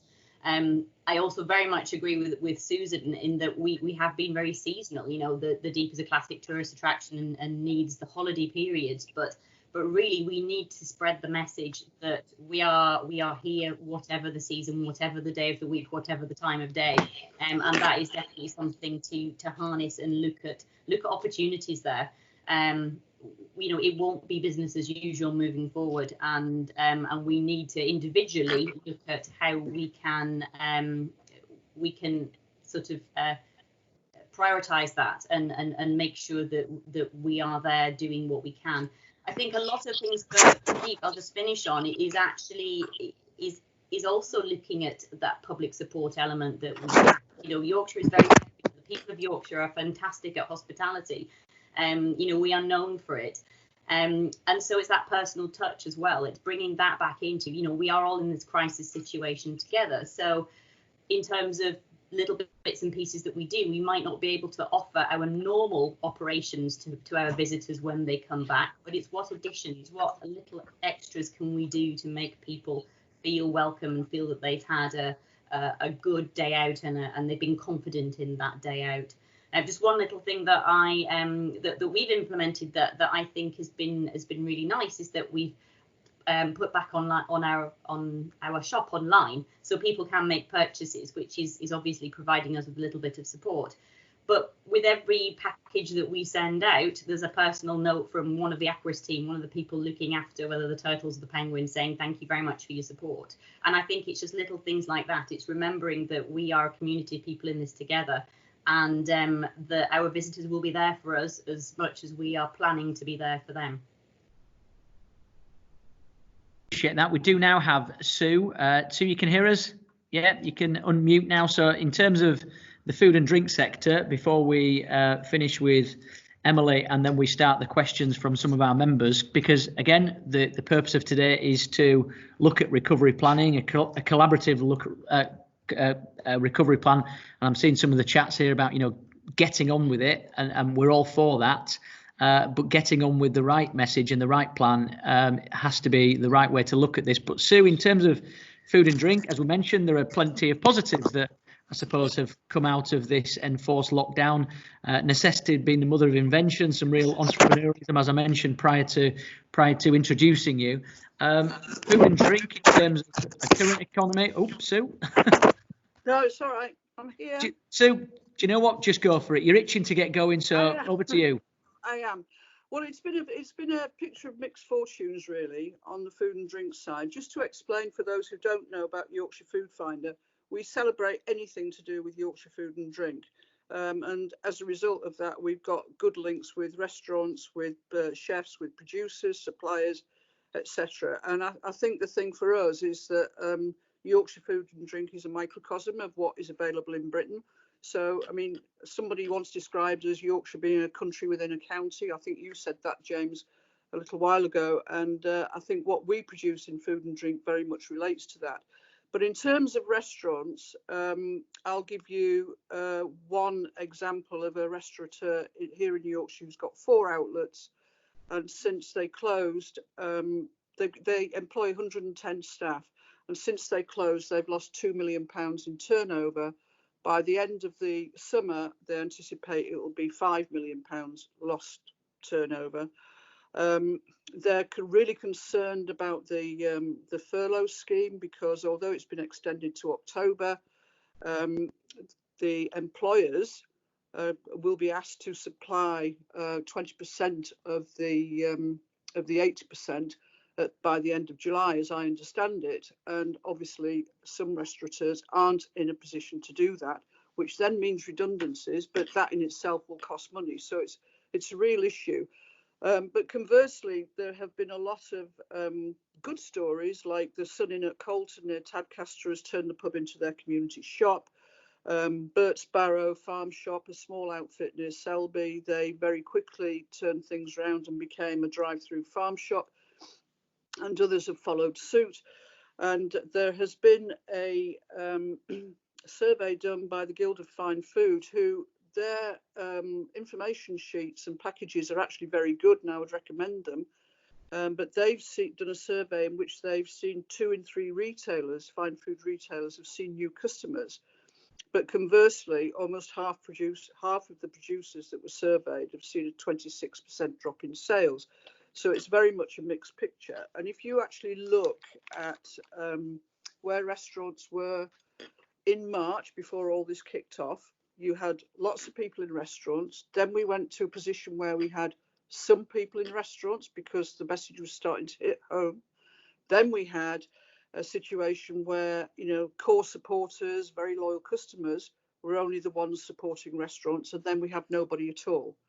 And that's what happened back in March. And I think with restaurants opening, potentially, with social distancing from the beginning of July, potentially, you're going to see that in reverse. So that the people who are going to be going are potentially those who are very loyal customers in the first place. But the logistics of sorting out how you socially distance with restaurants and keep that ambience and keep, the experience is a real conundrum for them. Because, there are ways of doing it. You don't have to put up perspex screens, which I heard described as sneeze screens the other day. You don't have to put up greenhouses around riverside restaurants, as somebody's done in Amsterdam. You can actually do it fairly simply, in the sense that if you don't take the tables out, you could actually decorate them differently, do small with decor. But conversely, if you only got 50% of the people going to restaurants, you only need 50% of the staff. And at the end of the day, is that going to make you money? Because I think every restaurant would probably say that they've got a date when the money runs out. And I think that's something that we've really, really got to look at. But what we have seen is that there has been much more of a focus on local food, and there's been a renewed energy about that. And the provenance of food, I think, is going to be really important with going forward. And I think that there may well be, once we get this going and up and running again, a renewed appreciation of restaurants and pubs being at the centre of their communities, their villages, their places in towns. And I think we should capitalise that. The provenance is really important. The quality local food is really important. And also restaurants, pubs, etc., being at the heart of the community. Those are the key issues for me. But in terms of suppliers, we mustn't forget them. There's one supplier who lost 91% of his business overnight. He had 225 customers and he lost 200 overnight. There are people like high-end distributors who are supplying high-end restaurants. They're losing £250,000 a week. We mustn't forget the people behind the restaurants who are very much part of the picture too. No, thank you, Sue. Okay, we're going to start with some questions now. Susan Briggs, the biggest question is, what are you eating? Is it Wensleydale cheese or white chocolate? It's cheese. Okay, that's good to know.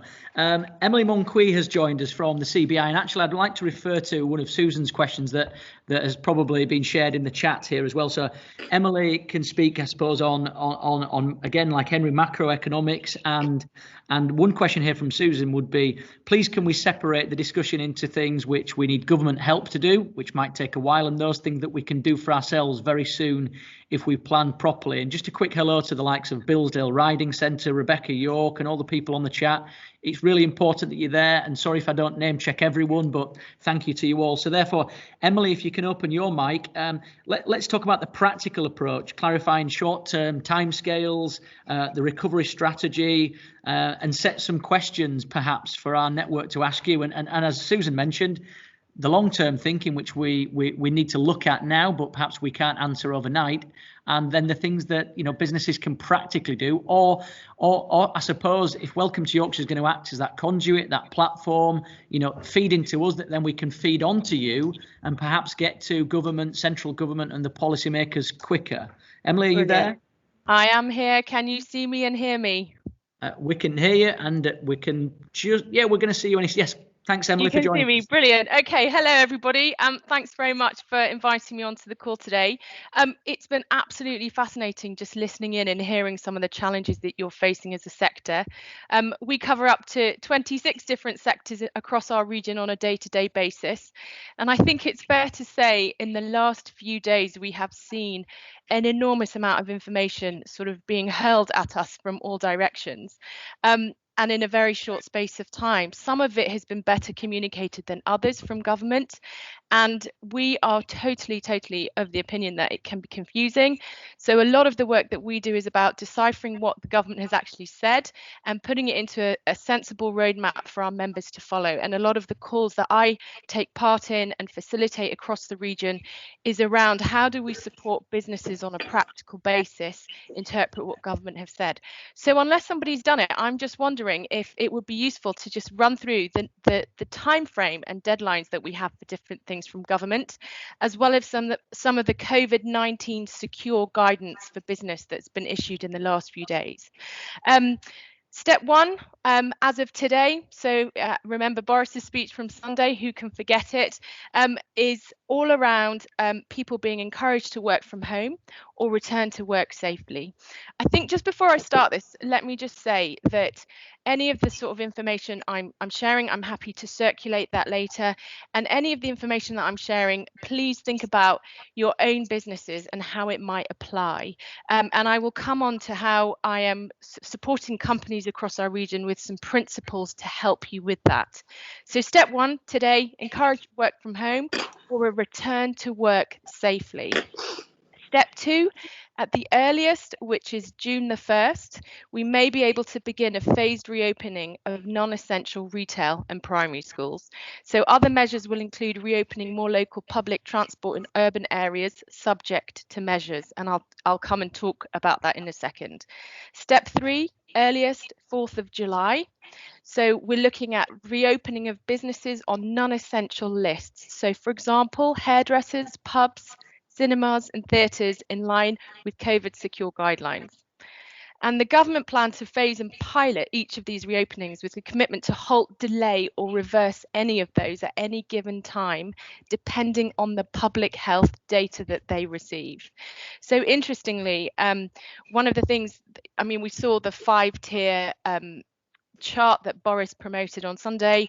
So that's overseen by the Joint Biosecurity Centre, and it's determined by the number of cases that we see within the UK.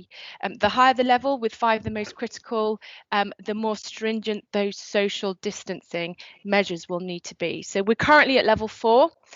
We're aiming to move that to level 3 over the next few weeks into July. The first thing to say, and I did run through some of these points with James a couple of days ago, is that the CBI published a set of guiding principles a few weeks ago that has been really helpful for businesses to begin planning, because we're kind of seeing this going on with government, and how do we actually structure what support and guidance we put in place for businesses. So the 5 guiding principles from our side are: always think about the health first on all levels, The second is around building the confidence. So I think the deep, you just mentioned building confidence on a variety of levels, not only with your workforces, but with your public that might be engaging with you. So what do you need to do to assure them of confidence in your business? The third is a phased opening based on the capacity of the economy to cope. So it's no good just opening our doors. We are going to see lots of challenges around what that will look like. And just to reiterate some of the points that have been made on this call, we are heading into a new normal. It's not going to look the same. So if I was a business owner sitting in their shoes, it's all about what would and could a new normal look like for me in the next few months. And the fourth one is around flexibility around a framework. We know that not one size is going to fit all. There are going to be lots of different variables and challenges within specific sectors that mean you're going to have a different set of challenges. So for the hospitality and tourism sector, they are going to be quite specific. And one of my questions to you as a sector is, can you let us know what that is? Because we will feed that in and we will take some of those policy messages across. And the fifth one is around building back better. So Carolyn has cited this in the Financial Times a couple of weeks ago. This is an opportunity to get things operating in a different way and perhaps in a better way. So those are the frameworks that we're looking at. Just very quickly, I don't know how many of you have seen the government recovery strategy. So on Monday night, BEIS published the long-awaited COVID secure guidelines for business. I can send you that link, James, if you want to circulate that to everybody. It comprises 8 sets of guidance. It was 7. And, you know, do look through the ones that are relevant to you, because they are a framework for you to plan your business by. So we're looking at working outdoors as one of them, hotels, bars, restaurants offering takeaways as another, factory, plant, warehouse, in vehicles, in other people's homes, in shops and branches, in offices and contact centres, labs and research facilities is the new paper from the 7 draft papers. And each of those guidance notes have different sections that will be relevant depending what category that you fit into. So thinking about risk, we have some personal questions and challenges that we are currently discussing with government around what does risk assessing mean for businesses. We've got issues around PPE, and what that means. We'd be really interested to get your take on that, and I'll come to that question in a minute. Who should be going back to work from within your businesses? Social distancing, again, the 2-meter rule. Managing your customers, visitors and contractors. Cleaning and sanitizing, PPE and face coverings. Managing the workforce, inbound and outbound goods with regards to supply chain. So overall, we think that the guidance is quite clear, and it is all around reopening safely and gradually. So it's consistent that with guidelines that firms who have been open throughout lockdown have been used to.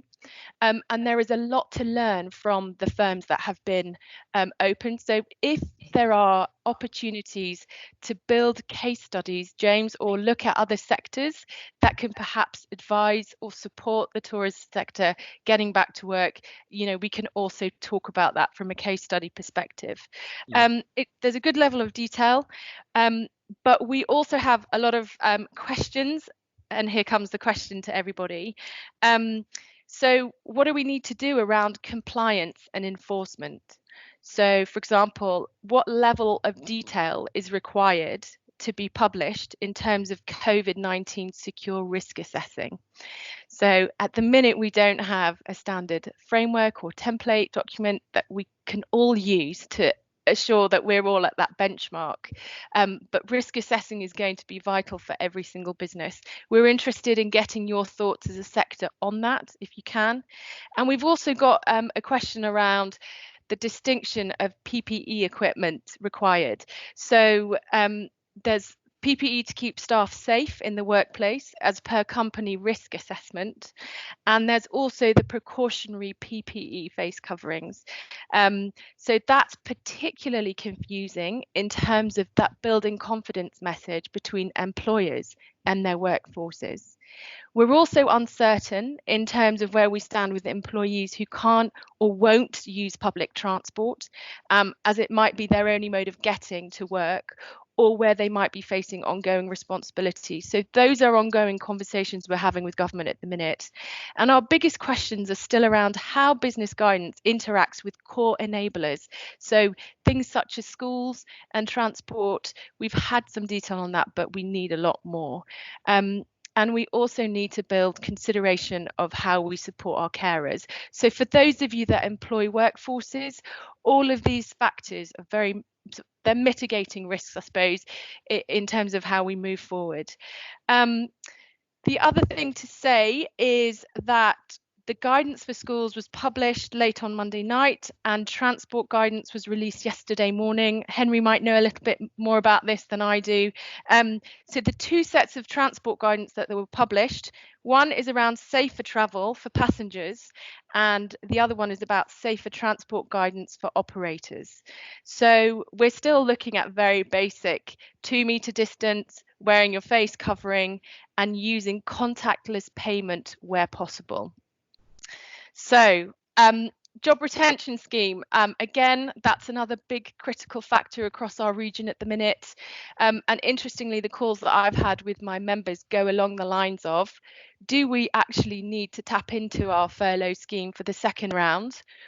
Do we have a business or an economic platform by which we can bring people out of furlough?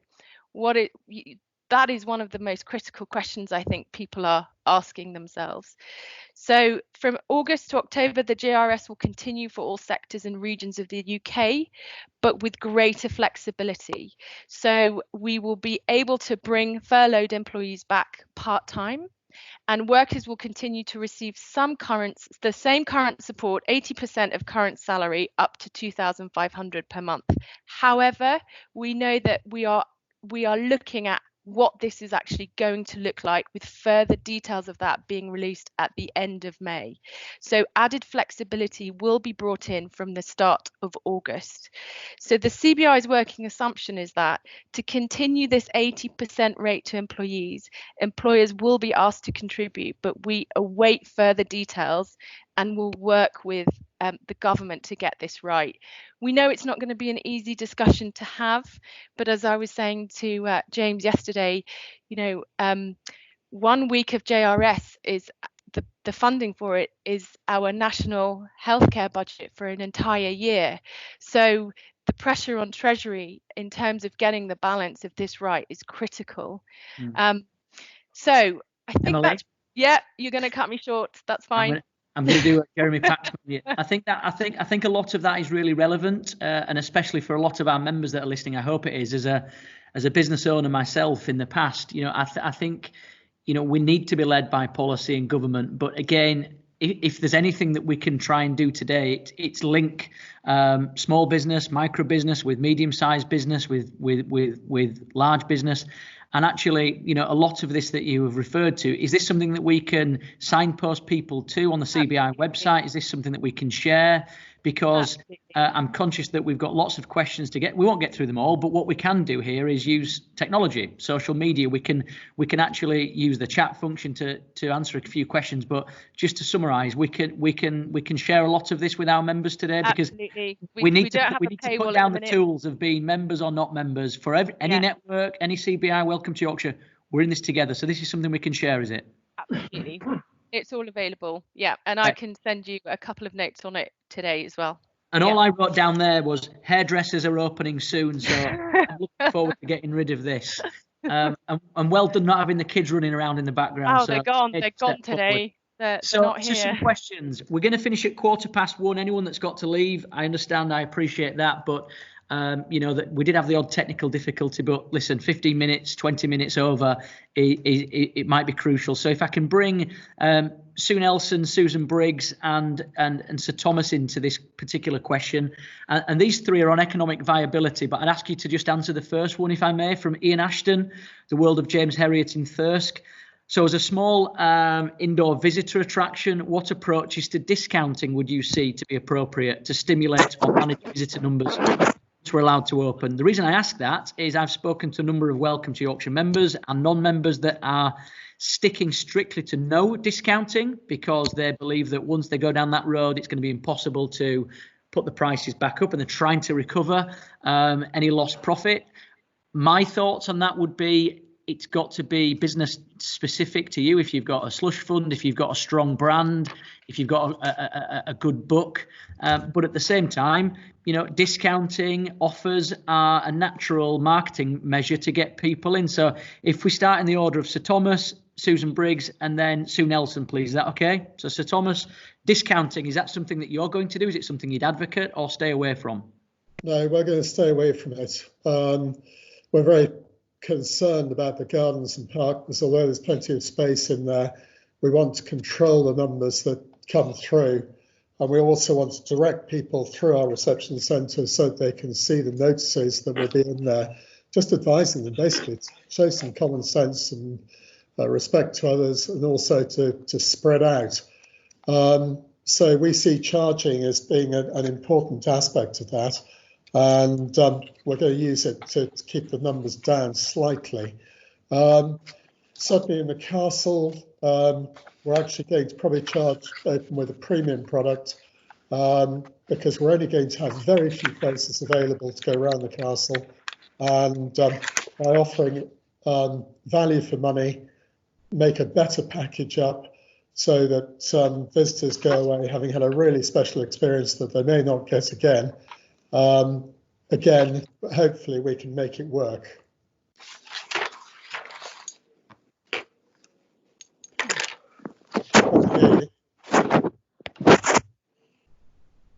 I'm going to speak because I didn't hear James. I think you were on mute again. Yeah. So I just. Sorry, Susan. Am I cutting across to Thomas? No. No. Sorry, my apologies, Sir Thomas and Susan. I was on mute there. It was to say, same question, Susan. Sir Thomas, you know, wants custom, but at the same time, it doesn't want to devalue or diminish the product with discounting. So, Susan, working alongside, you know, small to medium, bigger size businesses, your advice to them all, I suppose. So I tell everyone, discounting isn't a strategy. It's just a tactic, and it's a last resort. I agree with Sir Thomas. You can actually use premium pricing. I'd say to Ian, if you're letting in small groups or family household groups, they can do it off peak. They can do it early in the morning, later in the day to recoup some revenue, open longer, but charge a premium price for that. Really, really important to target the people who are keen to come and to really think about the mindsets of the markets. Totally avoid the discounting. Something else that's going to be important is when we do open, likely to be off peak when the weather won't be so good. And actually indoor attractions will be a premium place to go. So he may not need to discount. There is a role for some discounting for some attraction providers to incentivise advanced bookings because they might just want that security, the confidence and the cash flow. But I tell all of my clients, you avoid discounting unless it's the last resort after you've done everything else. You're on mute again. From a food and drink perspective, so bars, restaurants, pubs, eateries, you know, let's say we're about to kickstart and we see a big boom and a thirst for everyone to get back out there, but we're all competing for the same pound. Your thoughts on that? So this comes from Ian. We've got Glenn Royston at Esplanade Gardens Bed and Breakfast. We've got Nigel Stevens asking similar questions that we'll come on to with our panel next. But Sue, your point on discounting or marketing strategies? Well, marketing strategies? Or not. I think that high-end restaurants will find themselves hard pushed to discount because people are buying high-end food to, you know, experience it. And I think that my optimistic head says that people will be desperate to get out there and experience that fine dining again. But equally, I think chefs will be looking at cheaper options for lower ingredient cost per dish, because to try and make up some of the shortfall that they've experienced in the past few weeks and are likely to experience again. So I'm not altogether sure that they will go down that route. And I concur with what Susan says, that it's probably a last resort.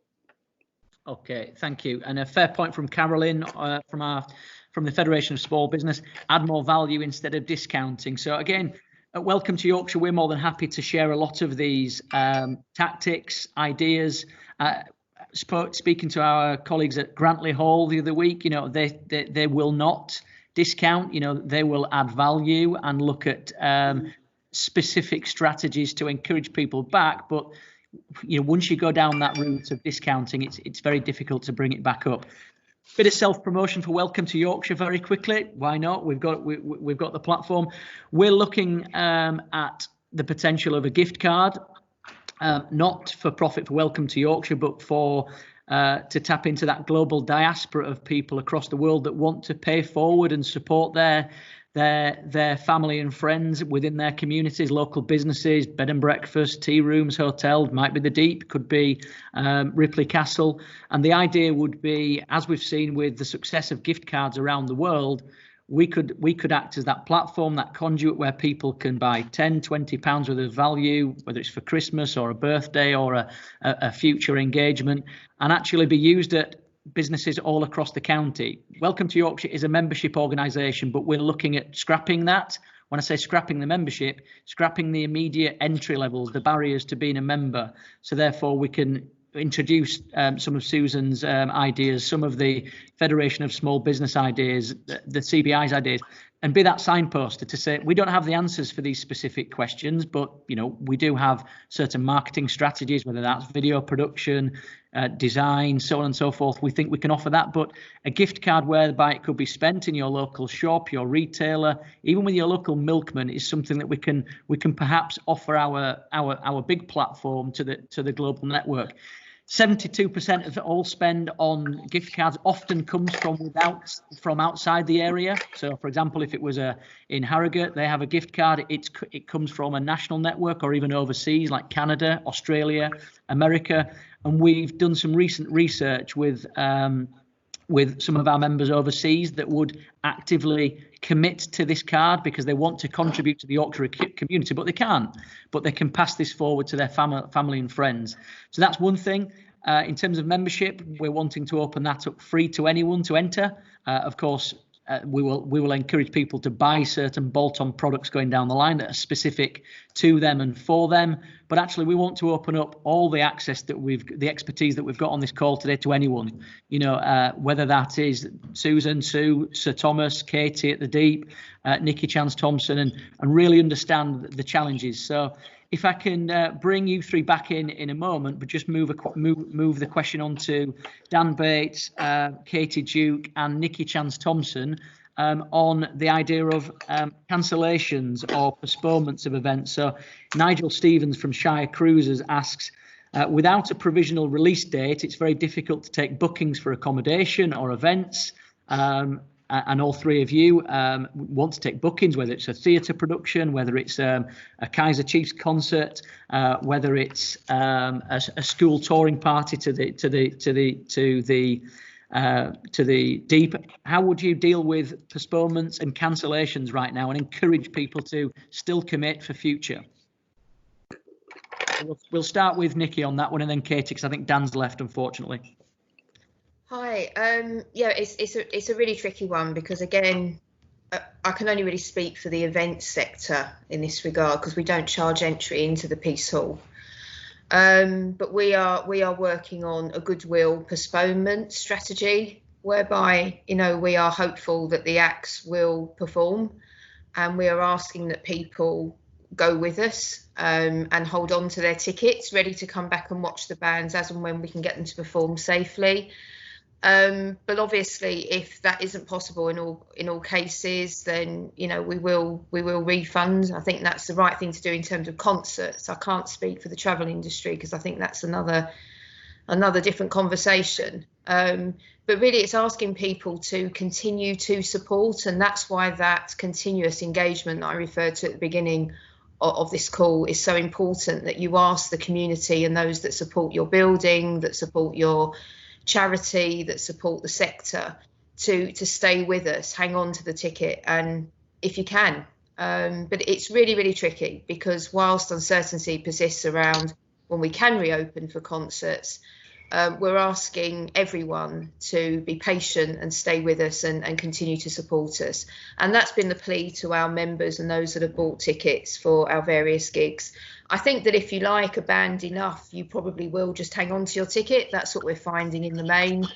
And again, we do actually ask some of our bands that come to perform with us to kind of put out a plea to the fans, you know, stay with us, stay with it. We will perform to you one day. It's just not yet. So yes, I mean, again, it comes back to customer goodwill, which I think a lot of the restaurant and other retail businesses are asking people to do, which also links back into your gift card idea, James. It's the pay it forward, hang on, support us, keep going message. And Katie, same question to yourself then. You must have had many touring parties booked in that have either cancelled or postponed. How are you approaching that? And what advice would you give to anyone out there in a similar situation?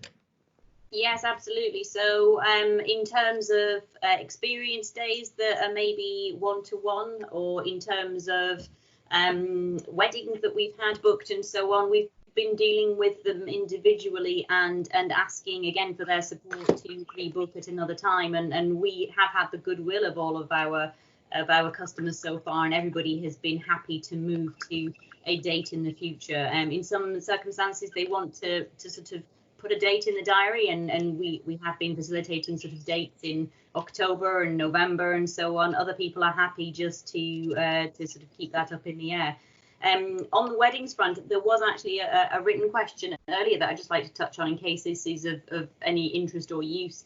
I've been on a few webinars, and in terms of legal advice from some lawyers with regards to deposits that have maybe been taken for events. Their theory is that if you have had costs related to that event, such as you've had to buy something in, or you've already provided a service, maybe a menu tasting for a wedding or something, then by all means, you aren't obliged to give them back their deposit. However, you know, if you have incurred no costs as an organisation yet, the legal advice that I'm hearing is that you should be in a position to either give them that back, but obviously my advice would be to just negotiate with them and really try and keep their support and move the booking to another time. Just touching on vouchers a little bit as well, the idea of a Yorkshire voucher, I really like that. But another point of interest as well, we started selling online our own gift vouchers online, and they have been incredibly popular. People do want to show their support, and in purchasing a gift voucher for your own facility, that may well be a useful step to take. Thank you, Katie. I'm conscious we do have lots of questions, so I'm just going to read some out. We might not get a chance to answer them, but again, if any of the panel want to take any of these offline, we will do so, and probably we can publish some of these questions so we can try and get answers to everyone. And please sort of respect that we're trying to do our best here whilst juggling social distancing in the office, whilst I'm trying to read a chat box, Twitter, etc. So Molly Coombs from Grand Get-Togethers, thank you for your question. Judith Skilbeck, High Paradise Farm Self Bed and Breakfast. Stuart Render, coach and group tourism consultant. Maya Harrison about social distancing. Rachel Gorman from Renishaw Hall in South Sheffield. Marion Horsley from Park Rose Village Caravan Park, Bridlington. Mark Mathinson, Sales and Marketing Manager at City Cruises York. Nice to see you this afternoon. Helen Jones, Yorkshire Wildlife Trust.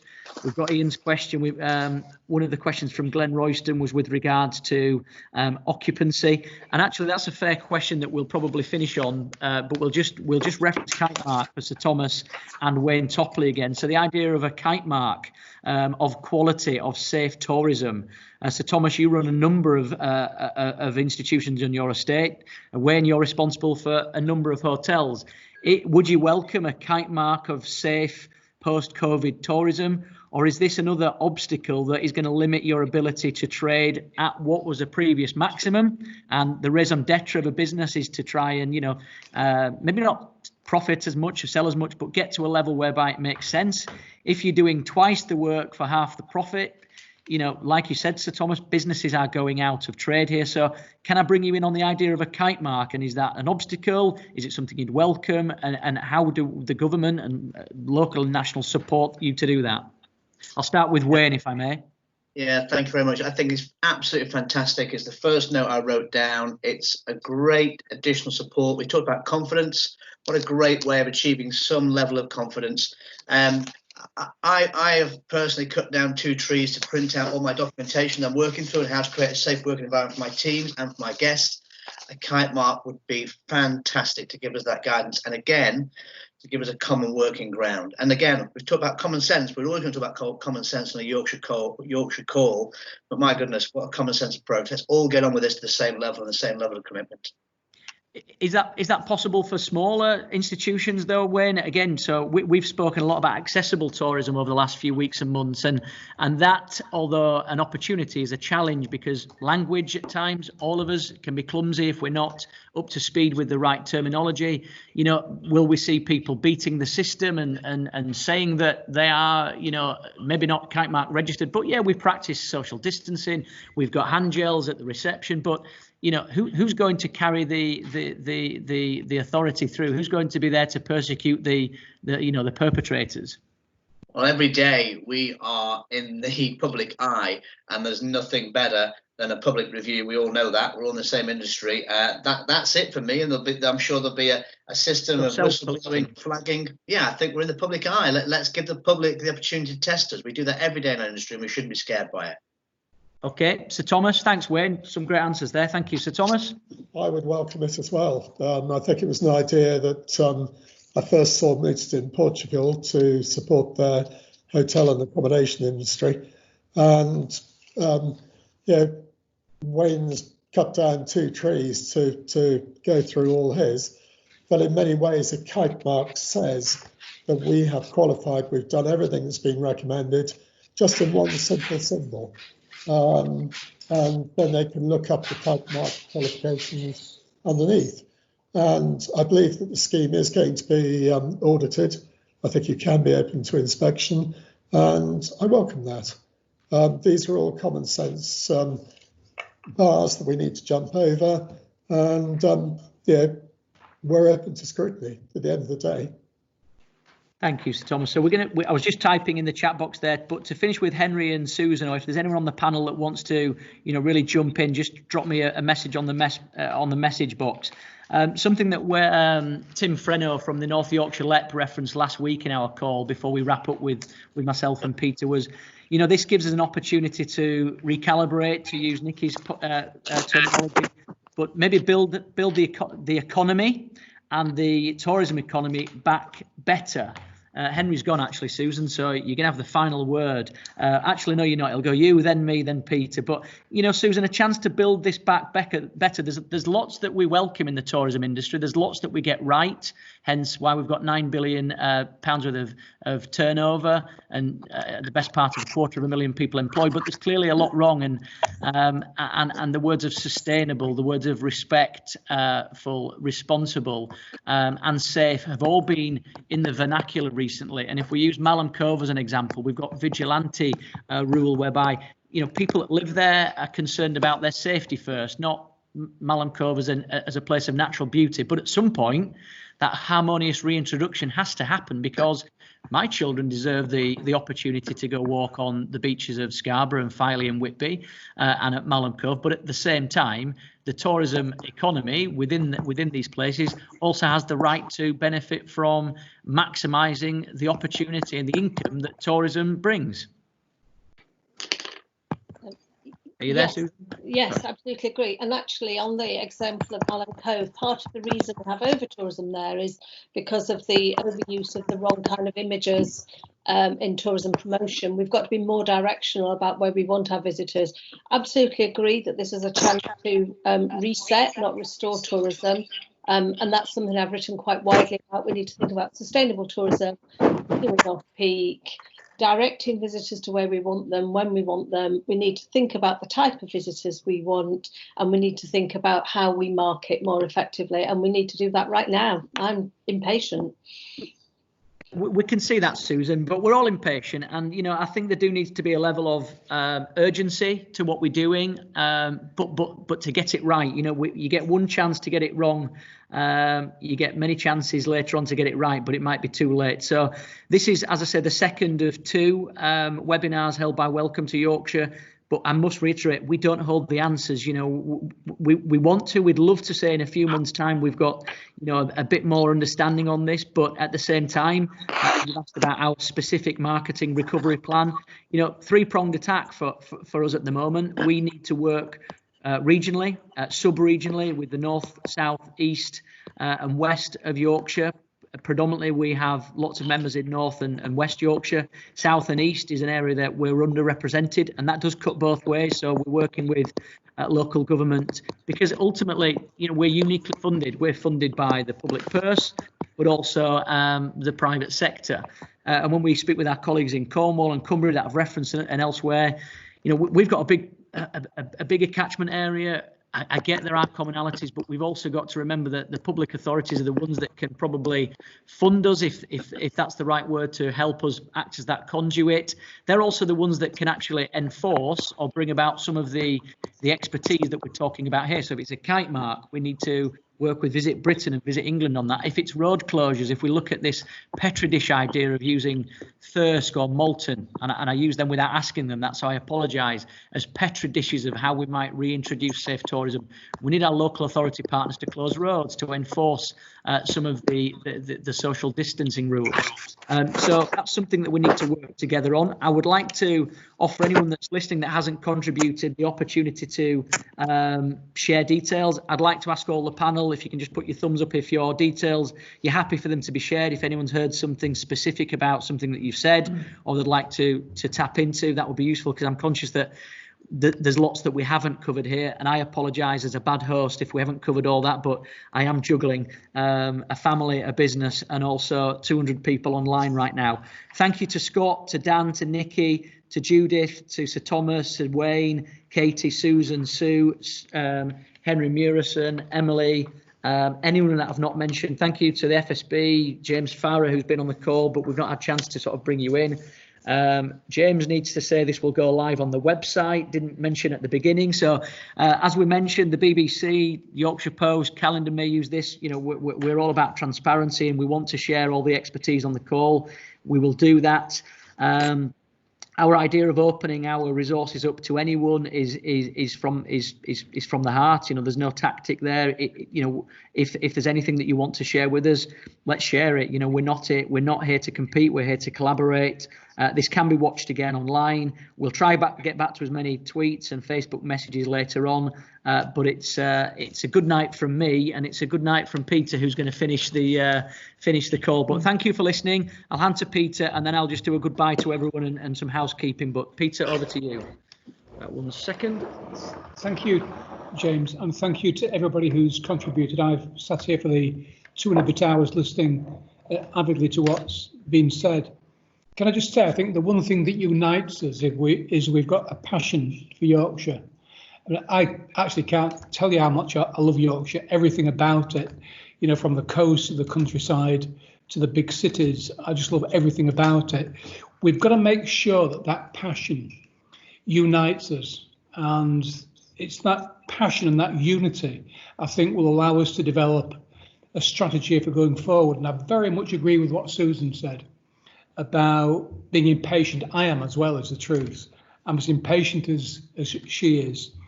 And I think the question that she posed earlier today, and in a last article I read, is what will tourism of the future look like? And it is going to change. We know already that there are people looking at behavioural change post-COVID. And we need to take cognizance of that when we look at what tourism will look like in the future. I think what we have to do from today is to keep working together. We have to keep in contact, and we have to have a very early draft of the plan that we've all talked about, that recovery plan. So hopefully from today we can share the information that we've heard about, and we can start to draft out some kind of plan.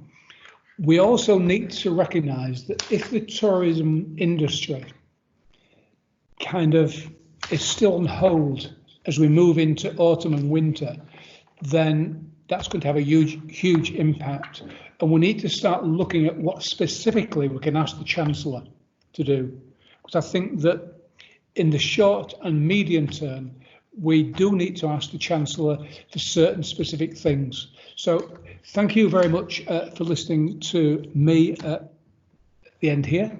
And just a big thank you to everybody who's listened in and to everybody who's participated. It's been really good, and we'll make sure that we get together again really soon. And wish you all the best and stay safe. Thank you. Yeah, and just last one from me, and this is a fun bit.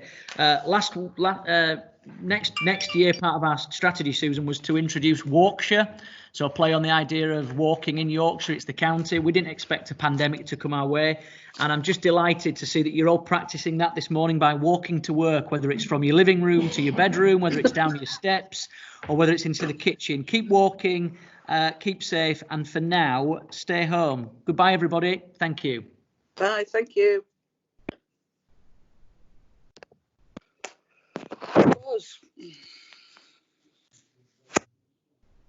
He has.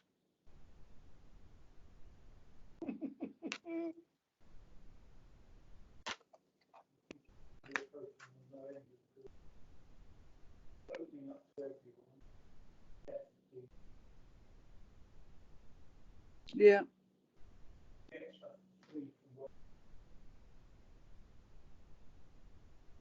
Yeah.